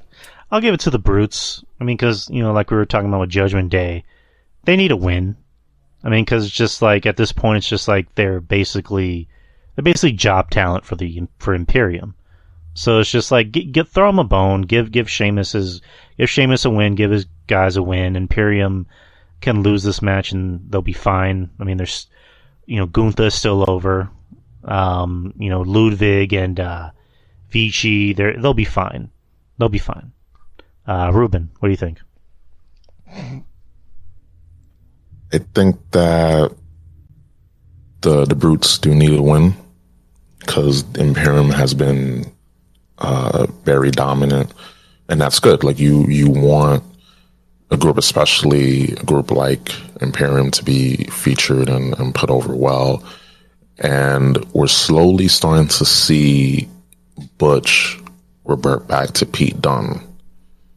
And that, I think if Imperium wins, that we could see the breakup of the Brutes. And then we got Sheamus go on his own, Holland and Butch go on their own. And then we could finally get back to Pete Dunne. And that's not a guy there that could be a contention for, the mid-card. And Sheamus could be, the guy that wrestles the top guys. And he's been putting on a lot of good matches. He's been, the MVP. He's been, nearly every match he's been in has been really good. So I think with this, logically Imperium should go over, but just with the amount of losses the Brutes have been, receiving, they should win. But my final answer is Imperium. All right. And with that being said, that is our predictions for Extreme Rules this Saturday. Like I mentioned, I'll miss it live because I'm going to a wedding. I'm going to be a groomsman at my brother-in-law's wedding. So more than likely... Brother-in-law? My Betty's brother. Or my future brother-in-law. That's the best way to put it, I guess. But I'll be a groomsman. So I'll miss the pay-per-view live. So I'll have to catch it. I'll have to catch the replay. Jesus but Christ. Yeah. You know what Vince has to say to that, right? You ain't shit. I'm definitely not shit at all. So the PWI. The PWI Top 500. We are finishing up this list. We've already gone through 500 through 300, and now we're at 299. Are you guys ready to go through this list of the worst names in wrestling, apparently? Or best names? Luigi Primo? Luigi Primo! I make it the pizza. He's apparently a MAGA guy. Are you surprised with that facial hair and that he looks whacked out of his mind. I don't know what. All right. Make America great again. I make it the pizza. All right. I make it the pizza with my soldiers hanging out there. Wait, he's in that list? Well, no. We're just mentioning a random name. Oh, he just said worse than the worst, and I was like, yeah, sure, why not? Luigi Primo. All right, let's start. 299. Kata Murray. I don't know who the fuck that is. NJPW. Yeah, I mean he's a guy that's been. It was an Effie's Big Gay Brunch, so. Oh Lord. Whatever. Oh my. Big Gay Brunch, huh? Oh, Anna, yeah. you watch that? Hey. 298. Bhupinder Gujjar. Impact that guy's pretty impressive, actually. If that's the same Indian guy I'm thinking about, yeah, that guy's actually impressive. He's not bad. He was trained by the Great Khali. Oh, good lord.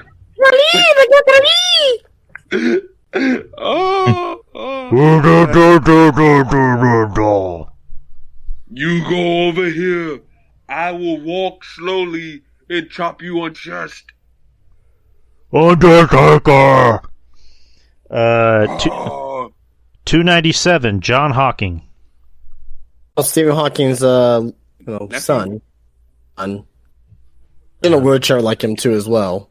He was in Puerto Rico IWA. Oh God! Suplex, pin, 1, 2, kick out. Oh, that's him. Oh, but well, I mean, I don't know if he should be. He got to watch his back in the showers in Puerto Rico, man. Jesus Christ!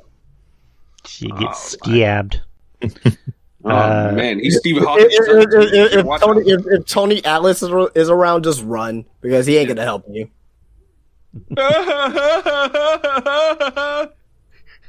Stupid ass laugh. Tony Atlas used to do. God damn it! Oh man! Oh, what the fuck? I wasn't expecting that. That's when you know WWE was going downhill. Then just have this man just come out on TV randomly. Fuck! Oh man! Oh my god! All right, 296. Kevin Koo. He needs to get in better shape. He's got a badass look for like an Asian guy with all the tattoos, but he needs to get himself in better shape. Oh, Jesus Yeah, Christ. did you know that his middle name is Kenny? His real name is Kenny. His middle name's Kenny. So his initials KKK. KKK. Are you serious? Oh my god, that's rich. Are you serious, Justin? No, of course not. Jesus Christ, Oh Justin! god, I thought that was legit. You were so sincere when you said it. Oh, Jesus Christ. Reuben, what do you think about Mr. Koo? No opinion because I don't know who that is. Alrighty. 295. He's a part of a tag team called Violent by Design. Not Violent by Design. The fuck is it called? Something, whatever. Violence is forever. Yeah, Violence is Forever. I said Violent by Design. I was thinking about Eric Young's group and Impact. Yeah, and that's a shitty tag team. They're like a Red Dragon ripoff. And Dominic Greeny looks like shit, too. I mean, my God. I mean, Drew, whatever reservations you ever had about getting into the ring, like, I don't think that... I think he got more of a wrestling look than this guy. He looks like... Dominic Greeny... He looks like Dave Meltzer's long-lost son in the face, especially when Meltzer had those old pictures back in the day wearing the fucking mullet. But, I mean, this guy has... He looks like shit, man. Like, he looks like shit. And it's like, what the fuck? I'm like, yeah, man, I know plenty of guys. I mean, Reuben, I know for sure. You and Justin, you know what I'm saying? You guys could definitely be wrestlers. I could be a wrestler over this fucking guy, and people would take me seriously. Drew. I think most of us could be wrestlers over everybody on this list. Oh my god! Like at least Cool has a somewhat of a cool look. If he got himself into a little bit better shape, he would look all right. But Dominic Greeny, he looks like shit. Do you think you're more of a wrestler than Robert Martyr? I have no idea who the hell that is. I really don't. I mean, the name sounds familiar, but I don't know who that is. The great Robert Martyr? Do you know who PB Smooth is? PB Smooth. Who is that? I mean, his name's Peanut Butter. And bitch. Peanut Butter Bitch Smooth, huh? Ah. I said Peanut Butter Smooth, and RJ's like, that's... Oh, not RJ. Justin was like, that's a black guy. Oh, yeah, definitely. And then he just says, I know my people, Drew. He just said that. Oh, man. I knew my people. And he ended up being a black guy. So, there you go. Trained by Johnny Gargano and Candice LeRae. All right, yeah. 295, Cinta de Oro. Oh, Sin Cara. Well, that's the old that's Hunico, right? Well, that's Sin Cara. That's Mystico. Oh, that's Mystico. Okay, that's the original. Yeah, that's the original. So who is Hunico Sin Cara being now? No, he is Hunico. He's a former Hunico. Oh, this guy? That's Cinta de Oro. That's the original Sin Cara. That's Hunico? Mystico de Juarez, the former Hunico. Okay, yeah. I could have sworn I thought that was the original Sin Cara. I always thought he was a good wrestler, despite being he had like a shitty physique too. But I always thought he was a good wrestler. I liked him as Hunico. When he was coming out there with the bike with Camacho, I thought that was a pretty cool gimmick. I thought it was pretty cool. Para mi loco sese. Him and Camacho, even though Camacho wasn't even a lick of Mexican. This man was fucking talking, and they had him being a Mexican named Camacho. Oh man, that was fucked up. I mean, only if we would have known that this guy would have gone to be the future Tengaloa. Jesus Christ! Now he was Tama Tonga's brother the whole entire time. Haku's son. Oh Jesus, man. 294. 294 is Zavint. Or Zavint. Don't know who the fuck that is, man. He has a look of WWC. If I'm thinking about the guy I'm thinking about, like he has like he's from like 1999. It's fucking. Is there of them? Fucking not then. Okay. Oh. Yeah, your connection's fucking up. I'm sorry. Oh, okay. Now I was saying, is there a connection? I'm sorry. Is there a picture of him? If anyone can put a picture of Zavint, that would be much appreciated. It looks like he's from 1999.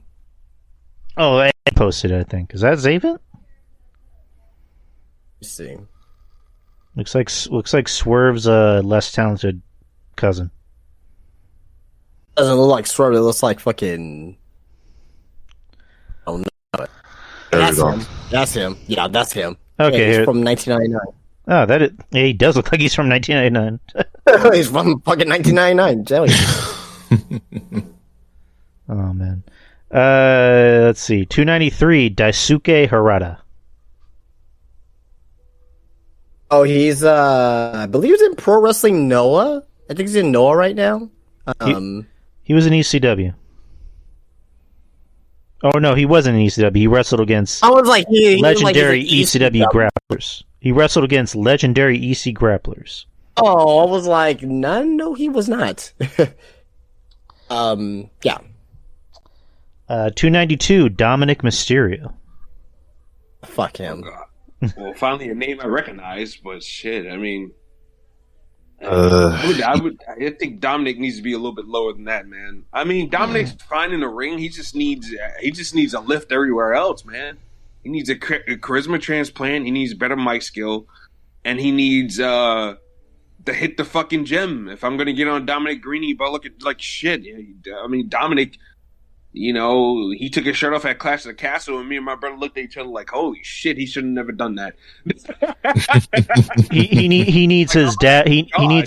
needs his dad's charisma and his body. I'm not talking about Ray. Yeah, he needs Eddie's body. Well, Rey Mysterio's in great shape too. Well, not currently, but But in this case, I'm talking about Eddie. I mean, fucking Ray is fucking. He doesn't want his dad's body because like he had surgeries 5 times his left knee. Surgery times in my left knee. I had Ate surgery a 5 sleep penny. times in my left knee. With all those commercials and all the DVDs. Oh, who can forget those? Those are amazing. Oh my god!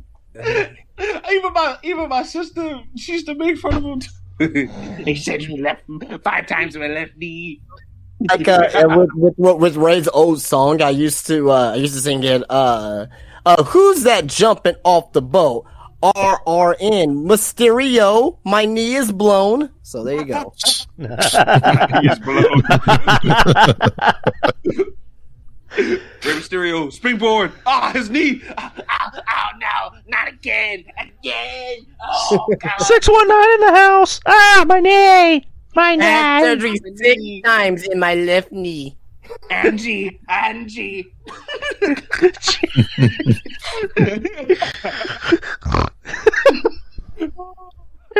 Jesus Christ. Oh man, Reuben. Blown. Dominic. What do you think about Dominic? he has potential, but he needs to, he needs to gain more body weight, more muscle, and get Eddie Guerrero's his true father. Got to get his charisma, like transplant that, and it'll be fine. It'll be fine. Just get that transplant going. Get that long anaconda vein on his arm. Yep. Whoa. So just make sure his knees are fine. My knee. I'm gonna be thinking about that. 291 Ridge Holland. I think Dominic should be above Ridge Holland, to be honest. Right. I mean, Ridge. I'll say this about Ridge. I'm guessing Ridge is a better babyface than he is a heel. I've been more impressed with Ridge Holland lately within the last month than I've ever been impressed with him, period.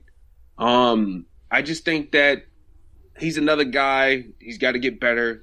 There's some potential there. He's got to tap into it. Once he does, I think he'll be all right. Just like Madcap Moss. I don't know where Moss is on this list, but I don't know about you guys, but I've been impressed with Madcap Moss. He just needs to get the generic looking gear and that name. Just let him be Riddick. Let him be Riddy Mo again. And I think we got something. We got something with Riddick. And he has a future for sure. Yes. Yeah, he does. He's a big guy. He's a big guy. I mean, he's someone that they can do a lot with. I mean, I was listening to he can move. He's not just some two left, a big lumbering guy with two left feet, man. He can move, man. I was listening to Cornette, and Cornette was even like saying, "I like this guy. Like, I refuse to call him Madcap Moss. I'm gonna call him Moss. Like, this is a guy you should be pushing. Like, why is he taking the pin in a tag match? Why isn't Ricochet taking the pin in a tag match?" So yeah, no. Well, Ricochet's getting his ass kicked come Friday, so good. Good. Fuck him. Maybe that's what Ricochet likes, anyways.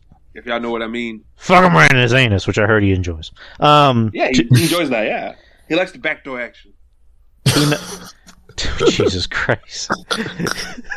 Why do you think Samantha Irvin sent out that tweet a couple weeks ago about fall brings a lot of changes? Because Ricochet's gonna fall, bend over, and she's gonna stick it right up his ass. God. I don't think that's what she meant, RJ. But we'll go with I thought Billy Kids was the ass boys. Oh no. Not ass boys enough. It's like scissor me, Daddy, Ricochet. Oh my goodness. 290. Fuck the scissor and just plug me. Oh Jesus Christ. 290. Kennedy Copeland. Deathmatch guy. Bitch. Yeah, no, it's a girl. Well, yeah, I was about to say this is a chick. Oh yeah, I see it. Yeah, so yeah, it's Kennedy with an eye, I think. Kennedy. 289. Kevin Blackwood. I've seen him in spots before. Like, he has a good look. He does. He has a good look. His wrestling's not bad in the ring. He's still young enough. I think the next couple years we're gonna see if he's going to actually be somebody that's gonna be on TV, either on Impact or WWE or AEW, or if he's just gonna be like just one of those indie mainstays. So, but I like his look though for sure. Yeah, I do too. He's got the Aleister Black type, look there. With the tattoos and the black craft, get up. But I think he can be something, man. And like, he looks like a badass. He looks more badass to me than Aleister Malachi Black does. You can kind of tell that, Malachi, Aleister Black, whatever you want to call him, Tommy Inn is a mellow guy. Where this guy, I think this guy can be a killer. He also reminds me of Corey Graves as well with the hairstyle. Yeah, right. And look, hey, my whole thing is, if Corey Graves ever needed a protege, that would be a guy you can get right there. There you go. I'm just saying, because Corey Graves was going to lead his own stable in NXT before he got hurt. I don't know if any of you guys knew about that, but yeah, I knew about that. Yeah.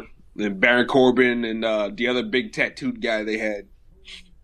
And they let that guy go, but yeah, like he was supposed to leave his own group. You talking about Bull Dempsey? No, I'm just kidding. No, not Bull. It was another football guy. They signed Baron Corbin and this guy around the same time. This guy had tattoos on his head and shit. They were testing it out at certain NXT live shows, and I was like, you know what? That could be a good group right there. Because if Corey Graves get into it with Big E, this is around the time Big E won the NXT title, and I was like, well, if Corey Graves ever feuds with Big E, he can have these two big guys protect him, and that could be Big E's out to lose the belt eventually if they wanted to go down that route, but it never came into fruition because they wound up firing the other bald guy, and obviously they kept Corbin, and Corey Graves kept on getting hurt, so they squashed the whole thing. Never came into fruition, but yeah, I thought that was going to be pretty good for Graves, but shoulda, woulda, coulda. But I'm just saying, like, if they wanted to tap into that now, like now that Graves is cleared, you want to keep Graves. You want Graves to do something special on the show besides being a commentator? Or maybe you really want to show how multifaceted he really is. Maybe you can have him be a manager to a guy that looks like this, like a Kevin Blackwood. Or somebody else like that fits like his style. like somebody that you feel that Graves can realistically hang out with. You know? All Damn, right. I'm just creative, man. Shit. You should work at you should work at Give AEW. me a job. Nah, I'd rather work where we're professionals and act like professionals. I'd rather work at WWE than AEW at this point. You're probably I don't know if I'm gonna get slapped in the face for saying something that Sammy Guevara doesn't like. I have a feeling you'll probably slap somebody in the face. Oh yeah, for sure. Nah, because I ain't gonna take no shit from nobody. You'll probably slap the fucking Young Bucks in the face, and they'll just run to Tony. Tony, that mean RJ, he slapped us. He's a savage. Is what he is. Damn right I am. I'll take both of you wives to show how much of a savage I really am too. And then Sammy's like, Tony, RJ took my wife away from me. You damn right, and I smacked her big fat ass all over the place too. Right in front of you. I'm gonna show you how you really do it, Sammy. Lord knows you ain't hitting it right. What's a little boy like you to a man like me? Have you seen me? And then Tony ends up complaining to you, RJ, how dare you take Britt away from me? Oh God, you can keep that actually. Good on that. Plastic surgery that's been done over there. You can have that, Tony. Adam is just right behind you, like, dude. Sorry, Adam. No, I think Adam Cole would probably be the only one that gets a little bit of a pass. No, you know what? If I was to take a creative job for AEW, I would be pushing Adam Cole to the moon. I really would. Why the fuck not? Tony's already pushing short guys anyways. Might as well just push the best one. Because if you line all the small, like, quote unquote, the vanilla midgets up, right? That Tony Khan's insisting on trying to push, like your Wheeler Uteruses and Daniel Garcia and all these other guys, right? Adam Cole's the best out of a bunch because at least he can talk, at least he can work, and I mean, like, what's the problem there? And at least he's over on like Wheeler Uterus. Guy gets zero reaction, man. How's his reaction tonight? Did anybody see it? Well, I think Justin watched it. A baby in the first row, and you can hear it, right, Justin? I mean, you sound like. I'll put it to you this way: I can hear two ants having sex. Oh God! Like ants as an insects, or two like actual ants, like aunts. No, like two like insects, ants. Okay. just boning each other. I heard that over Wheeler Yuta's reaction. Jesus Christ! Yeah. Ant that shame. My God! I like puns. 288. Butch. Pete Dunne. He needs to be You know top what? 50. I'm cool with. Well, he should be a little higher, honestly. But 250. He's making the Butch shit work, man. Like people are still wanting. He needs to be Pete Dunne again. Watch he come to the ring like Monty says and look like an angry teenage girl with that sourpuss on his face. I mean, that works for NXT, but that ain't working for the main roster, bro. Like him being a little scrappy guy that Sheamus and Holland's big muscular guys, that works. That works. It's a different dynamic. Why are people missing this? As long as he's getting pushed, it doesn't matter what his fucking name is. His name could be Dick Skin McAllister. And as long as he's getting a push, that's all that matters. Like I'm sick and tired of people going crazy over theme songs and fucking names. Pete Dunne's you can tell he's having fun too. Even when they went down to NXT yesterday, you can see that he was having fun, man. And that's the thing about the Brawling Brutes, man. You can tell that they're friends. You can tell that they're really good friends. Brutes, they're friends and they're having fun, man. They're having fun. Sheamus is having fun. You know what I'm saying? They're having a good, and even Ridge. Ridge looks like he's having a good time right now. And that's good. Like, if I can see it, I'm going to enjoy it. Like, I'm riding with it because the happier the wrestlers are, the more great work they're going to give us. Look at Randy Orton. Randy Orton was happy as a motherfucker. Him and Riddle last year. You know what I'm saying? Like, they were doing the damn thing. And Randy Orton probably was the most enjoyable Randy Orton's been in a long time. You know what I'm saying? So, and he was a babyface too. When Randy Orton would typically complain about being a babyface all the time, remember? He would go on radio. I hate being a babyface. I want to be a heel and this, that, and the other. But Randy Orton was enjoying himself last year, being this uber babyface team with Matt Riddle. So it's just like, I don't know. When you see the wrestlers having fun, it's a different feeling, man. So, yeah, but I mean, I just think that, he's the Butch thing. While I probably would have named him something else, but he's getting that over. He's getting that over, and he's enjoying himself. So that's all you can say about that. Yeah, exactly. And I was never a Pete Dunne fan to begin with, and him as Butch, like, he actually has a character. He has a personality. Like, he seems interesting. Him doing the, I'm the brawling brute, and, I got a mouthpiece, and I'm gonna break your fingers, and, like, it's just like... well, in retrospect, you're not... a lot of people probably didn't really see the original NXT NXT UK Progress Pete Dunne. That motherfucker was different. That motherfucker had a character, so... Yeah. When he had the shorter hair and the earring and everything like that. Yeah. We had the gauges in and shit. Yeah. Yeah, that's when Pete Dunne was at his, like, I won't say peak, but that's when he was really at his best. But then when he started growing out the hair and kind of toning up, it seemed like, I don't know, like the whole nonchalance of the whole aura of Pete Dunne, it just seemed like it was like him and Riddle being in a team. Well, I like the team, but like I think that's what kind of. I think that's where his character kind of took a downturn. Yeah, it took a little dip there, and it's just like, yeah, Pete Dunne, whatever. But I agree with you. That UK tournament, I'm a fan of this guy because he was attacking guys, he was beating shit out of people.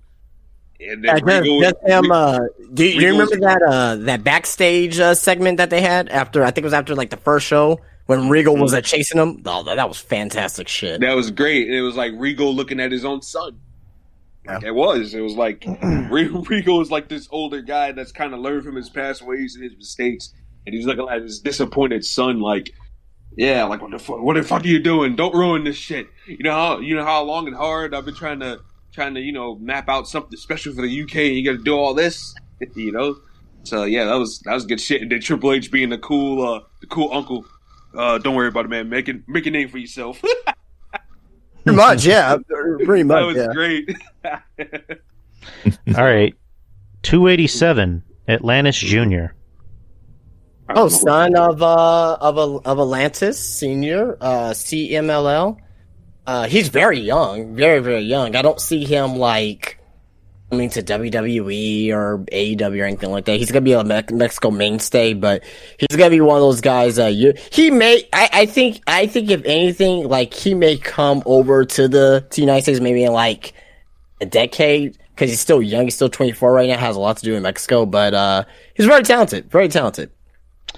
All right, 286, Arik Royal. I haven't heard of him. Not gonna lie. Yeah, I'm not even gonna bother reading his stats. 285, Dolph Ziggler. Despite what happened last year and the past few years, I think he's in a fine position. All right. 284, Billy Dixon. Who? Don't know who the fuck that is, man. Billy Dixon. Let's see. Yeah, I don't give a fuck. You mean the guy? You mean the guy from the Civil War? Yeah, sure. That's who he is. I don't give a fuck. 283. I don't give a fuck. Shigehiro Eri from DDT. Ooh. He's from DDT Pro. He's definitely somebody to look out for. I won't be surprised if AEW will bring somebody like him over. He kind of looks like a Jeff Cobb. So he has size on him or whatnot, but he has a good look for a Japanese guy. 280. Yeah, I've never seen this guy before, so I'm kind of out of the loop. But all right, 282, Chris Masters. He's still active over there, and still going strong over there in NWA. So, why do you think the WWE doesn't bring him back for something? Yeah, exactly. Like he still looks great. I mean, it's not like he looks like an older man or he looks all melted. Of course, he's not as jacked as he used to be. Obviously, he was on the gas, especially when he was younger. But Master still looks great. His work has gotten better over the years. When Punk said that in that promo, like, I agreed with him. Master's work did get better over the years. They let him go, and I just thought it was weird. But yeah, I'm perplexed as to why they don't bring him back. Him, Carlito. WWE doesn't need to bring everyone back. It's going to turn to AEW. Well, no, I don't think they need to bring everybody back, but there's just certain people that you would think like they would be an interesting piece to the roster. So let me ask this: what outside of him being a veteran presence on the main roster, what value will he bring? You need bodies. Well, for starters, you need younger guys, or you need recognized names to help work with some of these younger guys. If Triple H is going to call all these NXT guys up and all these other guys who the fans really don't know who they are, the casual fans, meaning the WWE audience, are, if he's going to bring all these people back, you have to have like somewhat of familiar names to help, wrestle and work with these guys, help get them over. Will the core WWE audience, the casual, still remembers who Chris Master is? Pretty sure you'll have some people remember him. Yeah, they'll remember. We do, yes. But I'm talking about. I mean, hey, easy fix. Just show a vignette saying, Chris Masters is coming back. The masterpiece. And if you don't remember him, we'll show you. And you can just show different clips of Chris Masters. Like easy. And then guess what? He's got a made program already. Because for us who know, Bobby Lashley pretty much stole his move. So he's got a program right there off the bat. You took my master lock. Let me show you how it's really done. You can bring Masters back as a heel. I'm not opposed to bringing him back. I'm just thinking I'm thinking from a business perspective. I have this budget. I have this book. I have, this number of talent. Do I have, is he going to be worth bringing back? I'm thinking too, JTG, he looks phenomenal. He looks great. He's doing great. He's doing great work. Yeah, he is. Him coming back to WWE, what would that do? I think what Triple H is trying to do right now, he's trying to build on current in the prime established stars and youth. You already got guys there like Chris Masters, and I'm not saying as far as wrestling style or anything like that, but just veteran presence. So you already got your Dolph Ziggler's, you got your Bobby Roode. I know he's injured right now, but he's still there. You got your R-Truths.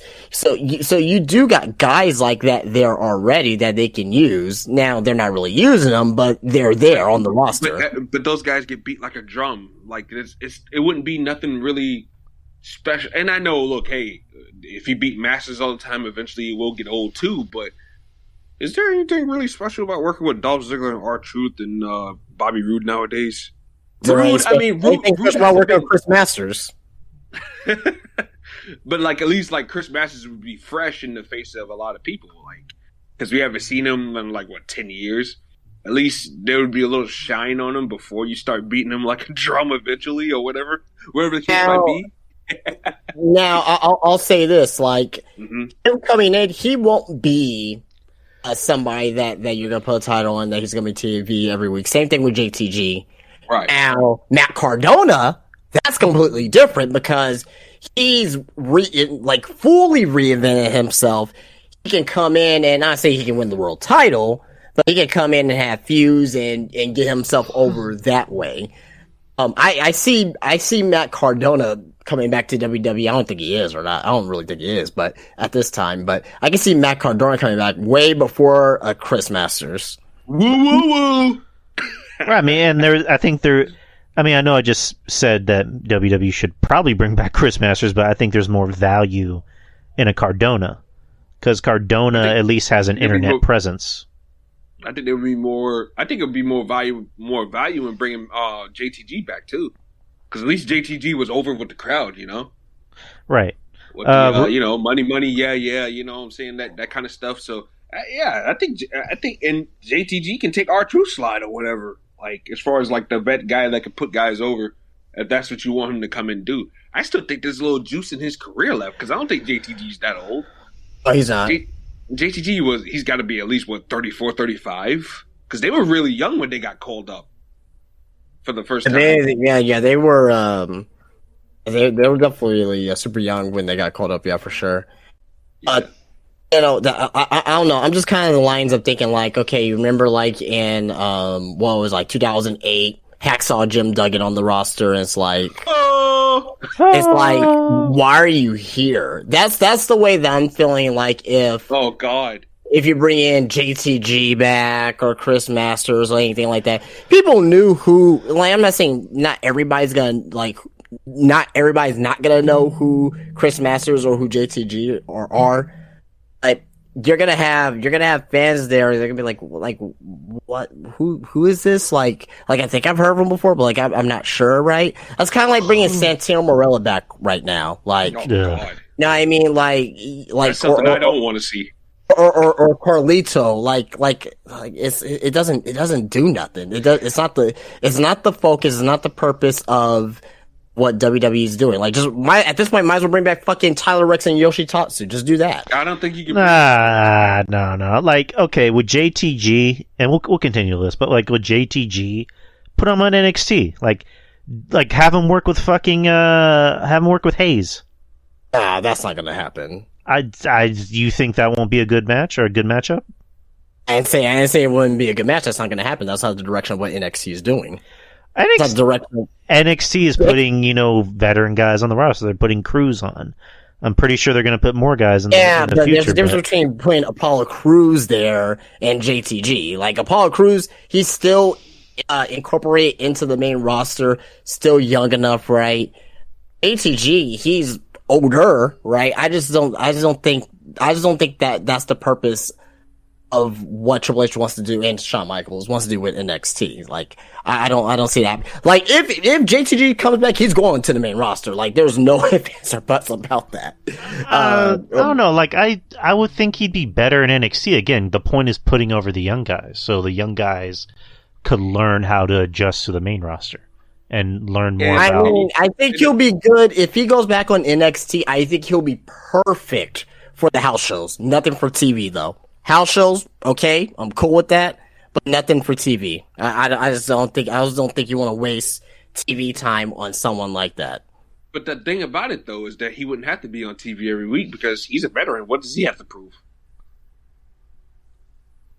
I mean, he just needs to be there. He doesn't need to be on TV every week. But again, he doesn't need to be on TV every week. But at the end of the day, my opinion though, it's a waste of a spot. You could be using that spot for somebody else. So for somebody else that needs that TV time, that needs the reps in the ring, like putting a veteran over there, that's just defeating the purpose of what they want to do with NXT because they have the new NIL program, right, that they're using to bring up young athletic people onto the show.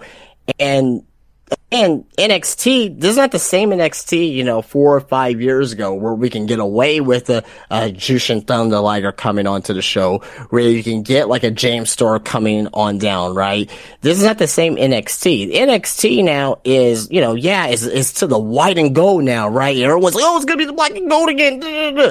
What did we get on NXT last night? And I've been watching and I'm an NXT faithful. I watch the show where if it sucks or where if it's great. I watch NXT every single week. NXT at this particular point in time, they're focused on youth for the most part. Yes, they have some vet. I'm playing that quotation vets down there, but they're still young enough and were incorporated into the main roster, like Apollo Crews, right? Mandy Rose, she was sent back down there, right? So there's few occasions, but they were already ingrained and still involved in WWE. Bringing, not calling JTG or Chris Masters an outsider, but in the current state of WWE, they will be outsiders coming into NXT, coming on TV that's taking away spots from the youth, from what they're trying to do. I just don't, it just doesn't make sense to me why they would do that. If they do bring guys back like that, they're going to be on the main roster and not on NXT. All right, fair enough. It was just my opinion. It would be interesting to see them on NXT to help the younger guys out. But if they're on the main roster, that's still a good thing. 281, Shane Taylor. Oh, he's great. He's really damn good. I saw him here. Yeah, he's good. You know what? I thought I'd never say this, but I'll take Shane Taylor over Keith Lee. Yeah. At current stage, yeah. I just think that, well, even before, like Keith Lee gets on my nerves, man. His verbiage, man. Oh. It's like Oh my. You know, he just gets on my nerves with his verbiage, but Fisticuffs. But Shane Taylor's he's an OG, man. He talks like how me and Justin would talk if we got into a fight. I'm fucking you up. I'm kicking your ass. Like, I don't know, Shane Taylor, despite his weird body type, my mother said that man got birthed in the hips. Hey, like no rainbow. I saw him live here in San Antonio. I'm actually gonna see him live here later this month. And that guy has more ass than I don't know what. He has more ass than the Kid Lions. He's got more ass than a toilet seat. Yeah, like shit. Jesus Christ. He got birthed in the hips. I said, hey, what? I looked it up. I was like, oh, well, shit. That's what she meant. Oh, man. Damn, man.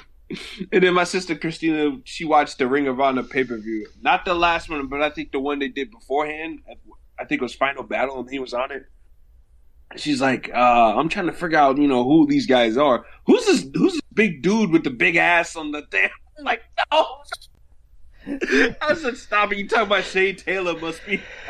God damn it. Y'all's crazy, man. I just love when women watch wrestling, man. Especially, like, no offense, but, like, minorities who, like, react to it, like, a little extra. And it's just like, man, it's funny as hell. I remember when my sister saw Eddie Edwards for the first time in, like, a few years. She's like, isn't that guy that used to be on the Ring of Honor show you used to watch back at the trailer? I was like, yeah, it is. She goes, damn, he got thick. I'm like, oh, shit. I said, yeah, Eddie's been packing on the pounds, man. It's so weird now watching the American Wolves team up nowadays, by the way. Because Davey Richards, he's still in great shape and whatnot, but Eddie Edwards is just, oh my God. Oh, Jesus. 280, David Ali. Oh, that rap bastard David Ali. I'm friends with Nasty Leroy, right? And Nasty Leroy has nothing but bad shit to say about David Ali. I seen him before on Instagram. He looks like a fucking guy that you'll whoop in fucking 2K22 story mode. He does. He does. Like what? He looks like a jobber. Like, yeah, he does. He really does. He looks like I was gonna say he looks like a thicker version of Montez Ford. Without the charisma. Yeah, there you go. 278, Flamita. Or no, 279, Atticus Kogar. oh god, man! I seen Who's that? I seen him before. He's, how can I put it? He looks like a fucking a punk, I guess. Kind of, not really like a punk, but I don't know how to explain it to you. He looks like a bitch. We'll just say that. Because, like, he looks like he tries too hard. So what you're saying is he looks like a poser, what you're trying to say. Poser, there you go. Bitch, poser, there you go. That sounds about right. That sounds about right. Because I'm looking at him right now, I'm not impressed. Yeah, like, I mean, he's not, yeah. We know the posers when we see them. And there's a lot on this list.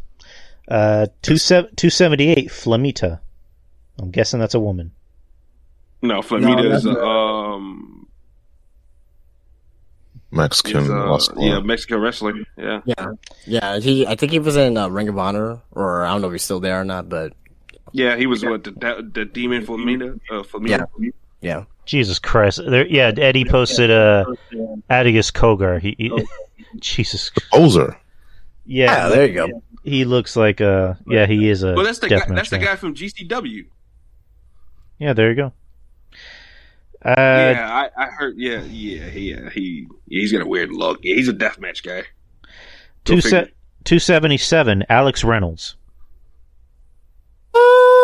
decent spot for him. He's been very active in AEW, and I mean, I don't know if I don't know if I'm over fucking Pete Dunne or anybody like that, or Dolph Ziggler. But he's not known for his singles wrestling skills. Like, he's known for being with the Beaver Boys with John Silver. Like, I mean, Silver is more impressive, despite him being, short and everything like that. But Silver, to me, is the standout of that team. Reynolds is just there, in my opinion.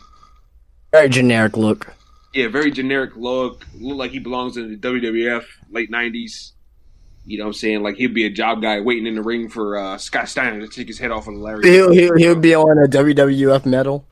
Yeah, or right. Jack Metal. He'd be on Velocity.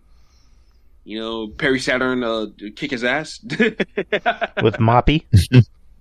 Hey, speaking of Perry Saturn, like, has anybody heard the song Perry Saturn by Lil B? No. No. It's so terrible, but it's a banger too at the same time. Look it up when y'all have time, man. All right, 276, Sunny Kiss. What? Too high. Too high. Way too high. Barely on. Hasn't been on. I'll say top 350, but that's it. Yeah, I think somebody was high when they made this list. Shit, I'll go lower than that. Guy hasn't been on TV for years. Yeah, exactly. It hasn't been on TV since. It's been on Dark, and and who watches it? Nobody watches Dark, Justin. I mean, people. Okay. So you mean to tell me? Okay, so Agus Cougar and fucking David Ali's on this fucking list, right? Oh, no one sees them. Cougar, and to his credit, he's on GCW. People do watch that. I know. All right. Well, okay. Well, okay. David Ali, and we got fucking. I don't know jack shit about David Ali, other than apparently, according to Nasty Leroy, he's a rat bastard. That's the only thing I know about. Now again, I said that this should be top 350. I don't agree where they're at. You know what I mean? But yeah. But people do watch fucking Dark, and I don't. Yeah. But there's crazy psychopaths out there that watch Dark and Dark Elevation. Yeah, that's right. Wrestling matches. 275, Marco Estrada. Oh, the guy that EC3's little brother. Marco Estrada? Is EC3's little brother? Oh, I didn't know that. I mean, he's not, but fucking roided up like him. Yeah, there you go. I've never seen this guy before. 274, Casey Navarro. Heard the name, never seen him wrestler. He's all right. He's not to me. MLW. He doesn't do anything that blows you away. He was in CZW. I think it would be interesting to see what Jordan Oliver is on this list, because I think Oliver is better than Navarro. All right, 273, Diamante. For somebody that hasn't been on television up until last week when Trina turned on. Trina turned on Diamante. So I go, we're gonna have a Trina versus Diamante match. Otherwise, Diamante looks like a fucking fool. But other than that, I mean, I like Diamante. I wish he was on television a little bit more. But I don't know what the fuck. Yeah, I just don't think He shouldn't be on this list. He shouldn't be this high on this list. Yeah, top 450 at best. Exactly. Yeah, I mean, there's no accolades. There's no TV. There hasn't been enough TV time to justify this spot on this list. 272, Kushida. Hey, he's. I mean, to me, like, if I will say that if everything is aligned with him, he to me is one of the top 50 wrestlers in the world. I mean, but. Since he left WWE, he went to Impact or whatnot, but me personally, as a wrestler, I think he's too low, but like what's been happening with him on TV over the past year, then I think he's fine where he's at. I always like Kushida. I thought he was really good. I didn't like the whole Back to the Future gimmick that he kept doing. Like, I never got that, but, that's been his gimmick since New Japan. Yeah, I still don't like it. 271, Jake something. Like nothing. Fuck him. Can you imagine? He's a guy that can actually be something, I think, though. The name aside, like I think he could be something. Like he's a big jack guy that can move and he does the old school power move stuff, and he does it well.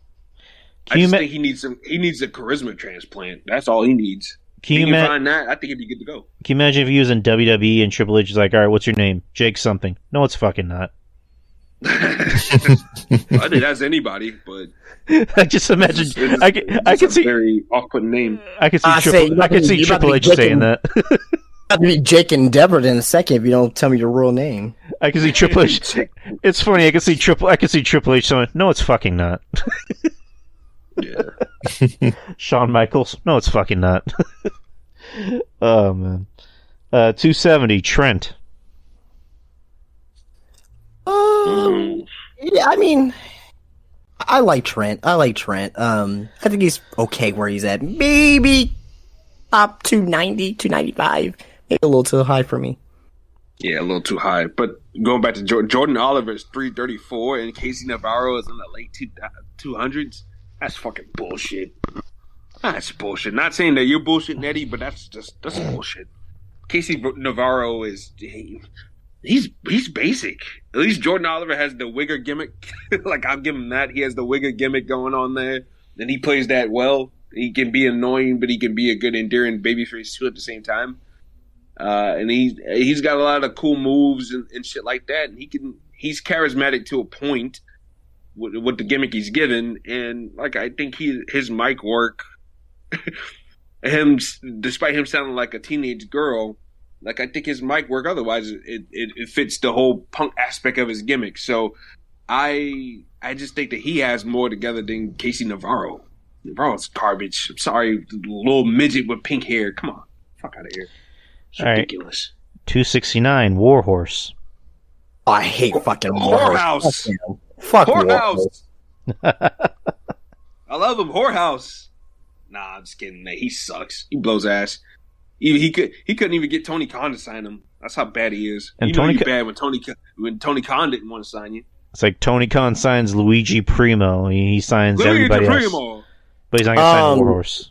I saw some documents being filed in Florida that Tony's gonna add more to his middle name. Is gonna be Tony Kuklutz. Fun. TKK.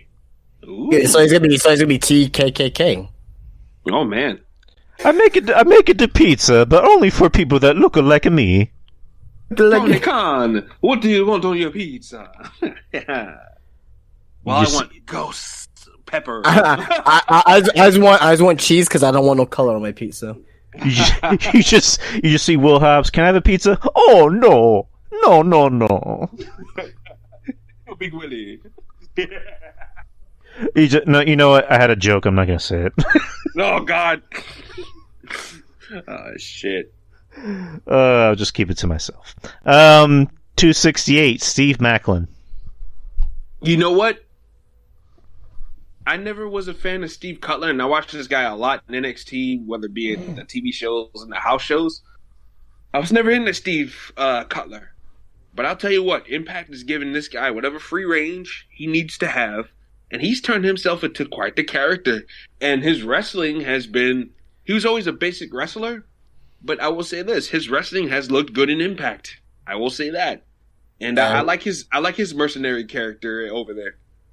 And he was controlling his own narrative, aka controlling his own racism. So yeah, good for him. Oh God! Next, you're gonna see Luigi Primo there soon. Luigi Primo. Would you like some pizza? It's Make America Pizza again. Luigi Primo. I only make a pizza, but not. Never mind. Not for blacks. Not for blacks, Jews, homosexuals, and women. Nyla Rose, no, pizza for you. Nyla Rose just grabbing him and chucking him. Jesus Christ. He just grabs it, Nyla Rose grabs. Nyla Rose grabs Luigi. She says, I got a bigger dick than you. Put it in your mouth. No. Oh no! Just him screaming in the background. 267. Mysterious. Jesus Christ. Instead of tossing a salad, he's tossing a pizza. 267. 267. God damn it, 267. Mysterious Q. Ooh, I don't know who the fuck that guy He's is. been in San Antonio here a lot. He's actually he's a really good wrestler. Really good wrestler. All right, there you have it. Sounds I think you guys' word for it. sounds mysterious. 266. Octon. Jesus Christ. Stop it. Oh my god. Octagon Jr. Hey, Octagon's pretty good, man. He's pretty good. Octagon. That's Callisto. Oh, yeah. Is it? No. I believe so. Yeah, it He's- is. yeah, It is. That's Callisto. Yeah. What the fuck? Why did they make him Octagon Jr.? What was this? They made him They must have made him Octagon Jr. like recently. And Jesus. possibly. Yeah. He's it's Callisto though. Oh, Kalisto's the original Octagon Jr. The current one Golden is Golden Magic. I don't know. I just know Octagon Jr. was Callisto at one point. So you know how Mexican wrestling can be. So with these names, Yeah, they have different identities underneath the mask. Yeah. Right. Right. 265, La Park. L.A. Park. There you go. There's one right LA there. Park. La Parka. LA Park is great, WCW. man. But too bad. Apparently, he can't keep his attitude in check, which is a shame because LA Park is up there in age and he's acting like a big child.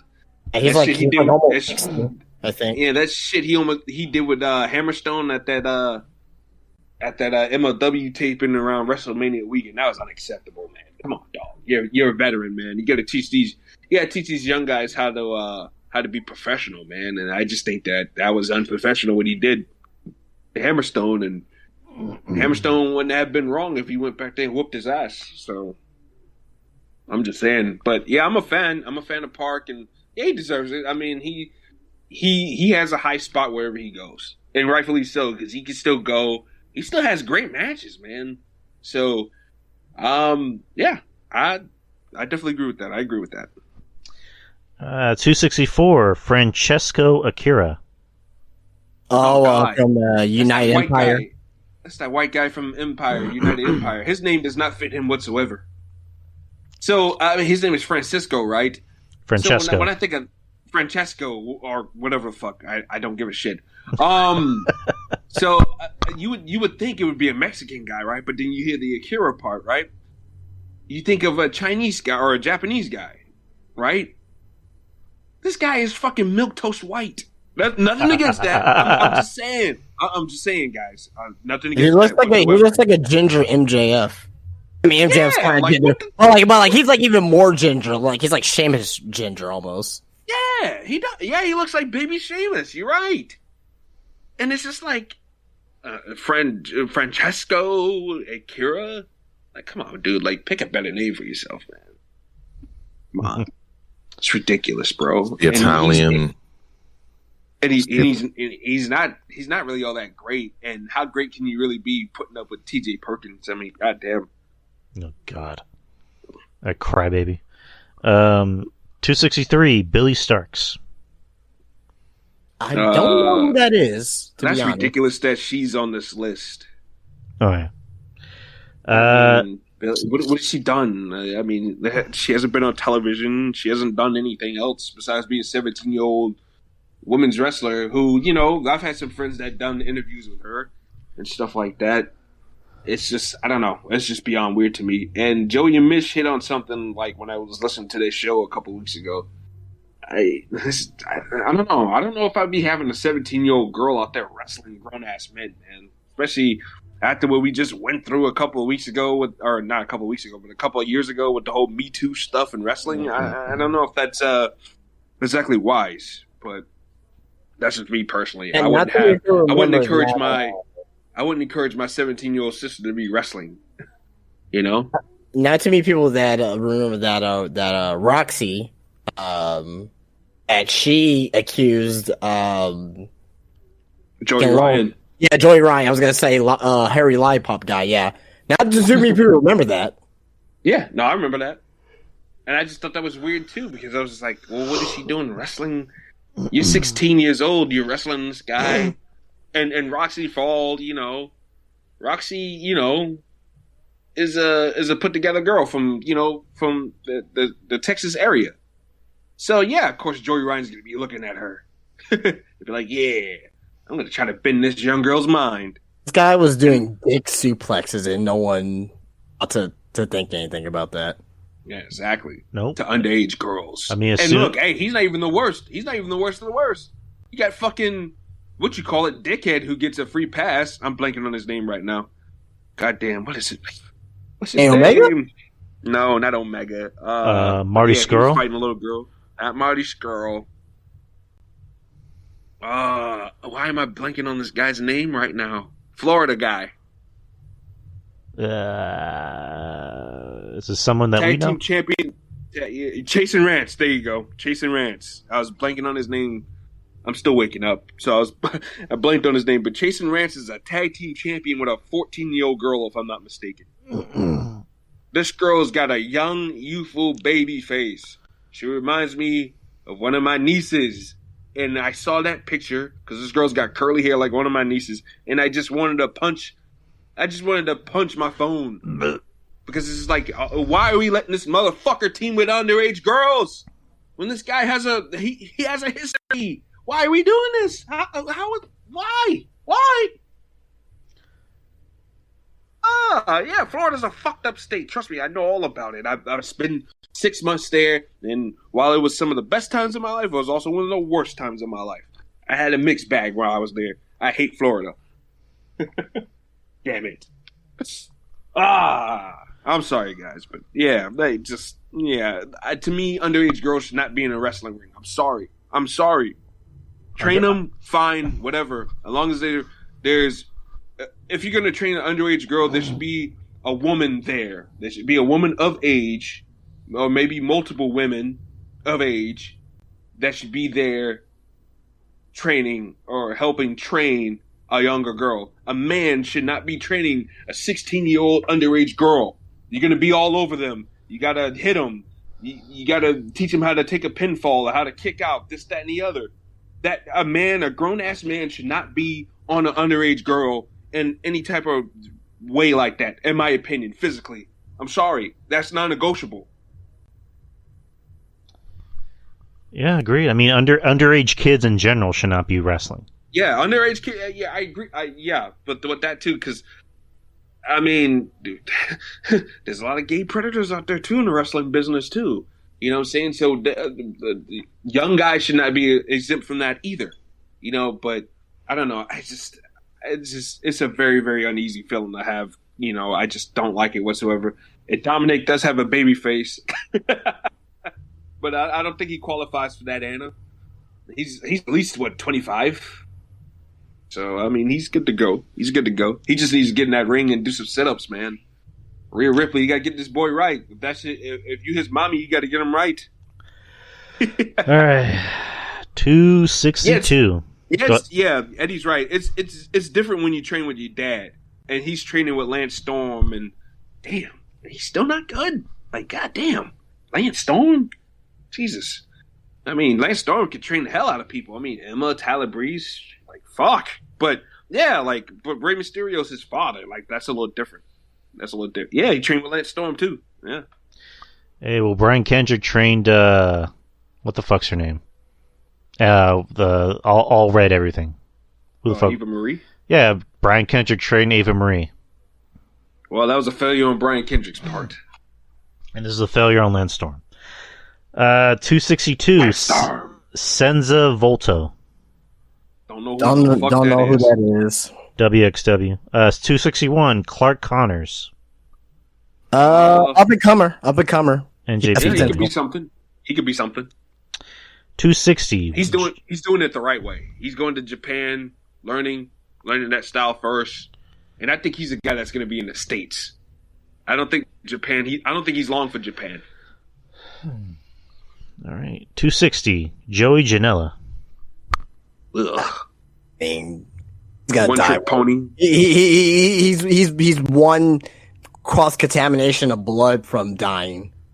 Yeah, he's a one trick pony. I mean, I don't get the fandom behind Joey Janela whatsoever. He's gotten in better shape though over the past couple of years. I'll say that much. Yeah, he's not jelly anymore. That's why I ain't calling him jelly. But still, like he's still not.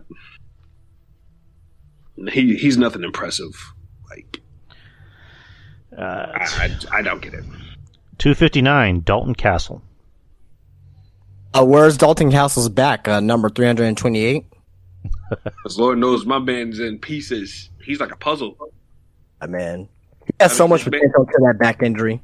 Yeah, bad back, bad leg, bad ankle. Like he was just. I mean, Ring of Honor had to literally tape this motherfucker up and send him out there. You know. So, I mean, Dalton Castle has a great gimmick, great package. But AEW ain't doing jack shit with this guy except for having this guy on Dark. And I read an article earlier before I passed out that Kerry Silkin was upset how Tony Khan is treating like some of the Ring of Honor alumni. And I would have to agree with Kerry Silkin. I don't like the way he's treating a lot of the Ring of Honor alumni either. I think it sucks, and I think Kerry Silkin might have made a mistake. Mm-hmm. I think Kerry Silkin might have made a mistake. I almost think at this point, whether y'all agree with it or not, or whether other people might agree with it or not, I think that Kerry Silkin probably should have maybe courted WWE a little bit more or something. I think Maria and Bennett and Taven and all those guys, Kenny King, I think they saw the writing on the wall. I think they knew that they wouldn't get a shot in AEW, so they went to Impact, and good on them for that. Good on them for that, because I don't care for Matt Taven or Mike Bennett as solo.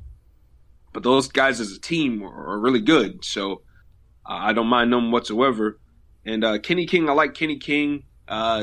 Says a lot of dumb stuff sometimes, but I can overlook that as long as he's performing to the best of his ability. But yeah, I agree with that. Like the Ring of Honor guys have feel non-existent, and they're putting the belt on guys like Chris Jericho, who, granted, I think I know why they're doing it. To get Danny Garcia over, but Danny Garcia wasn't even in Ring of Honor, so like it doesn't make any sense at all either. I can understand if Jericho had like a younger guy, like maybe Tracy Williams in his group, who was at least in Ring of Honor and at least was a fixture in Ring of Honor. He's a charisma vacuum too, don't get me wrong, but at least like it would have made more sense long-term storytelling wise if that's the route you want to go into. But it's just like, whatever. Yeah, I know, right? Like they got mad at WWE because they weren't paying them anymore to sit at home and have babies. It's like WWE paid for my rehab. WWE did not pay for my rehab. It's like, what? Stick to a story. Yeah, Jesus. Mike. Come on, man. Yeah, Mike. It's best to keep your mouth closed sometimes, buddy. All right. And now apparently he wants to come back or some shit like that. I read. Fuck him. Yeah, no, thank you. And then Mike, and then Maria's dumb it. I'll give Mike credit. Like when I first saw Mike Bennett, even back in 2011, I was like, Mike Bennett, with his look and his gimmick, that's when he was doing the whole I'm a Hollywood. He was a Hollywood guy before the Miz was a Hollywood guy. See, remember Miz's character at that point in time was just that he was a goof that was a celebrity reject. He wasn't the Hollywood guy yet. But Mike Bennett did the whole Hollywood thing first. And I was like, you know what? His act, this whole gimmick right here, didn't seem really Ring of Honor-ish. I said Mike would be a perfect fit in WWE. And by the time he got here, Miz already had the Hollywood gimmick going on there. And he looked like a cuckold. No, matter of fact, he was a cuckold. And, it just sucked. And his style at that time was like a WWE style. Like, he didn't do too much. He didn't do flips and flops. The only really crazy thing he ever did was like a simple pile driver, and that was it. Other than that, he totally worked the WWE style with the same moves he had in his arsenal. And it's just like, yep, he fits the WWE, and he got there and flopped. Yeah. All right, so we're not going to have enough time. You're a two-time loser. All right, so we're not going to have enough time to finish the rest. So we're going to save it for a later date. I was thinking, I don't know if you guys are down for it. If you guys are available for Sunday, we can do an Extreme Rules post show, or not a post show, but I guess a special edition Sunday show to review Extreme Rules and maybe finish the rest of the list. I would not actually. Sundays is like my football day, so I'll be out. Okay. What about you, RJ? I'd probably be out like a light, cold All right. Sunday morning. So we'll have to save it for next Wednesday. All right, that's fine. All right, nice packed show. Again, we will finish the rest of the 200s next week. And, yeah, Extreme Rules is this weekend. And Enjoy the show, people. Enjoy the show. Have fun.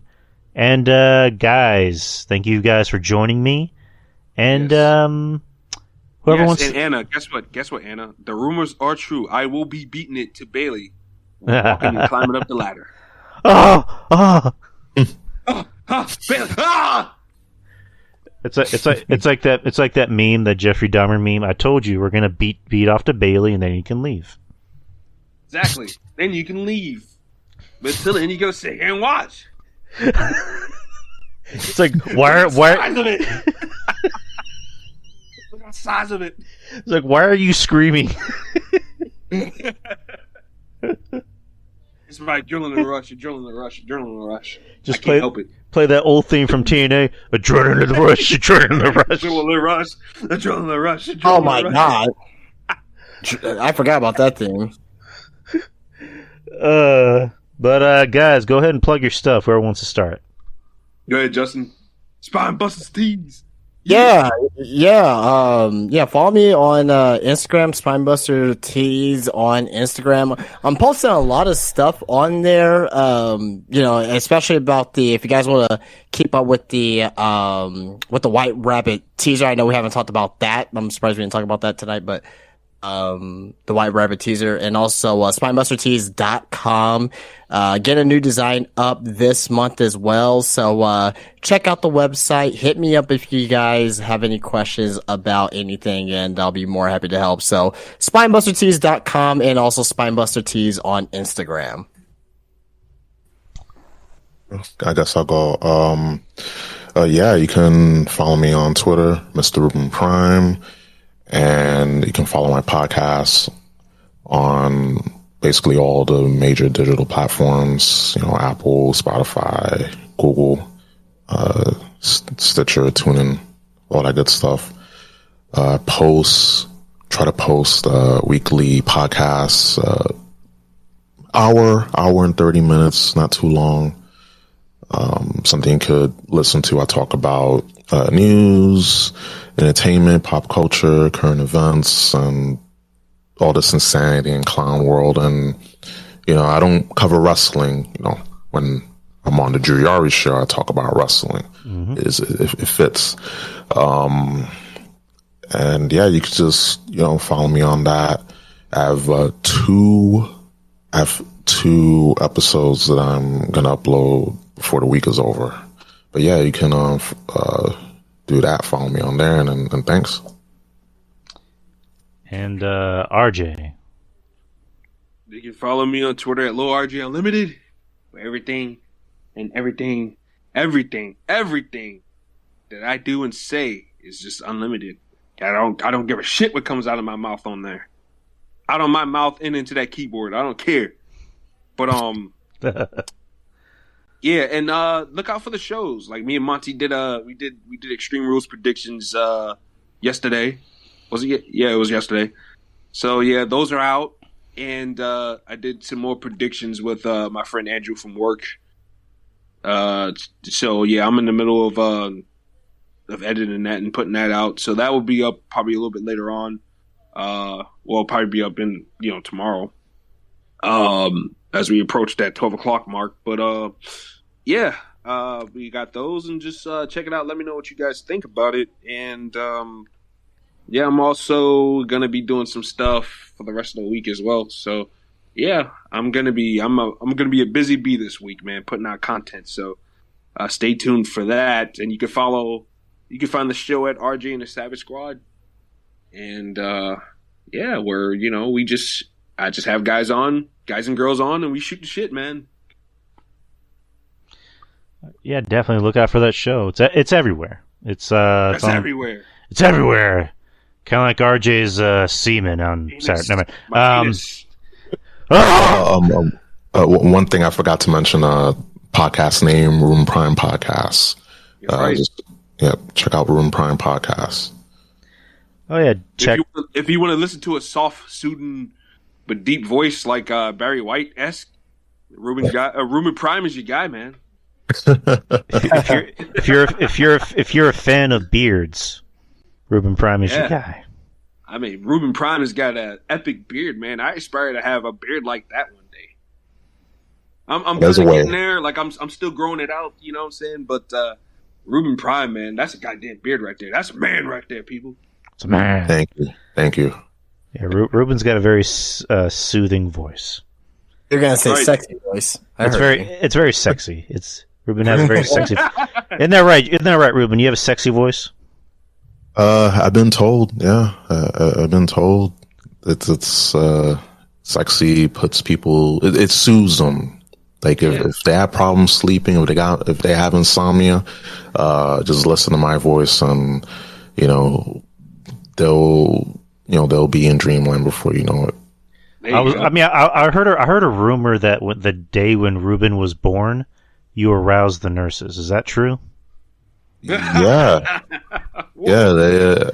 They that's actually true. They were really aroused, and so much so I just came out early. You, like when you came out, you didn't even cry. You said, "Where's the milk at, baby?" Yeah. And there's a reason why. There's a reason why I like tits. There's a reason why. Yeah. There's the lore building there. Yeah, there you go. Oh my goodness! All right, and you know where to find me: Twitter and just all kinds of social media. Drew Yari. The show's everywhere. Everywhere that podcasts are put out, like Google, iTunes. Spreaker is the home base. I'm also on YouTube if you like watching and listening to podcasts at the same time. Patreon. You can find a lot of us here on Patreon. I do a show with Mr. Reuben Prime here. I do a show with RJ here. I do a show with Jeff Lippman, and we'll be putting on some content pretty soon. Don't worry, guys. It's $5 a month. $5 a month gets you a lot of bang for your buck. It'll get you this show. It'll get you the ad-free version of this show, and you can get it a day early. If you want to hear everything, if you don't want to listen to ads, you can hear this show in its entirety. Full, uncut, and unedited, untouched, and yeah, you get that. And this show will be up on Friday. These shows usually go up every Friday at 10 in the morning, and the Patreon version goes on the day before. So, with that being said, that is the show. I want to thank you to everybody that showed up and listened. I want to thank the gentlemen with me tonight, Mr. Reuben, RJ, and Justin for coming through tonight. And, Q&A. The next Q&A show will be the 15th, so it'll be next Saturday. And the last one of the month, because we're doing bi-weekly, that will be on the 29th, so that'll be Halloween weekend. So for that one, guys, I implore you, for as far as questions goes for that particular show, do Halloween-themed questions. Do spooky questions. Do that. Like, you can ask me if I like to have sex, and afterwards, do I like to scream like Paul Bearer after it? You know? Oh, yes! You can ask. Oh, yes! Oh, yes! Oh!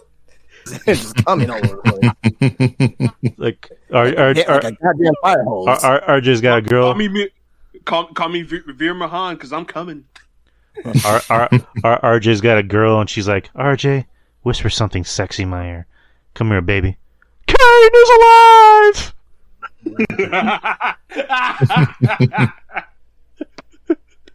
Oh, sit.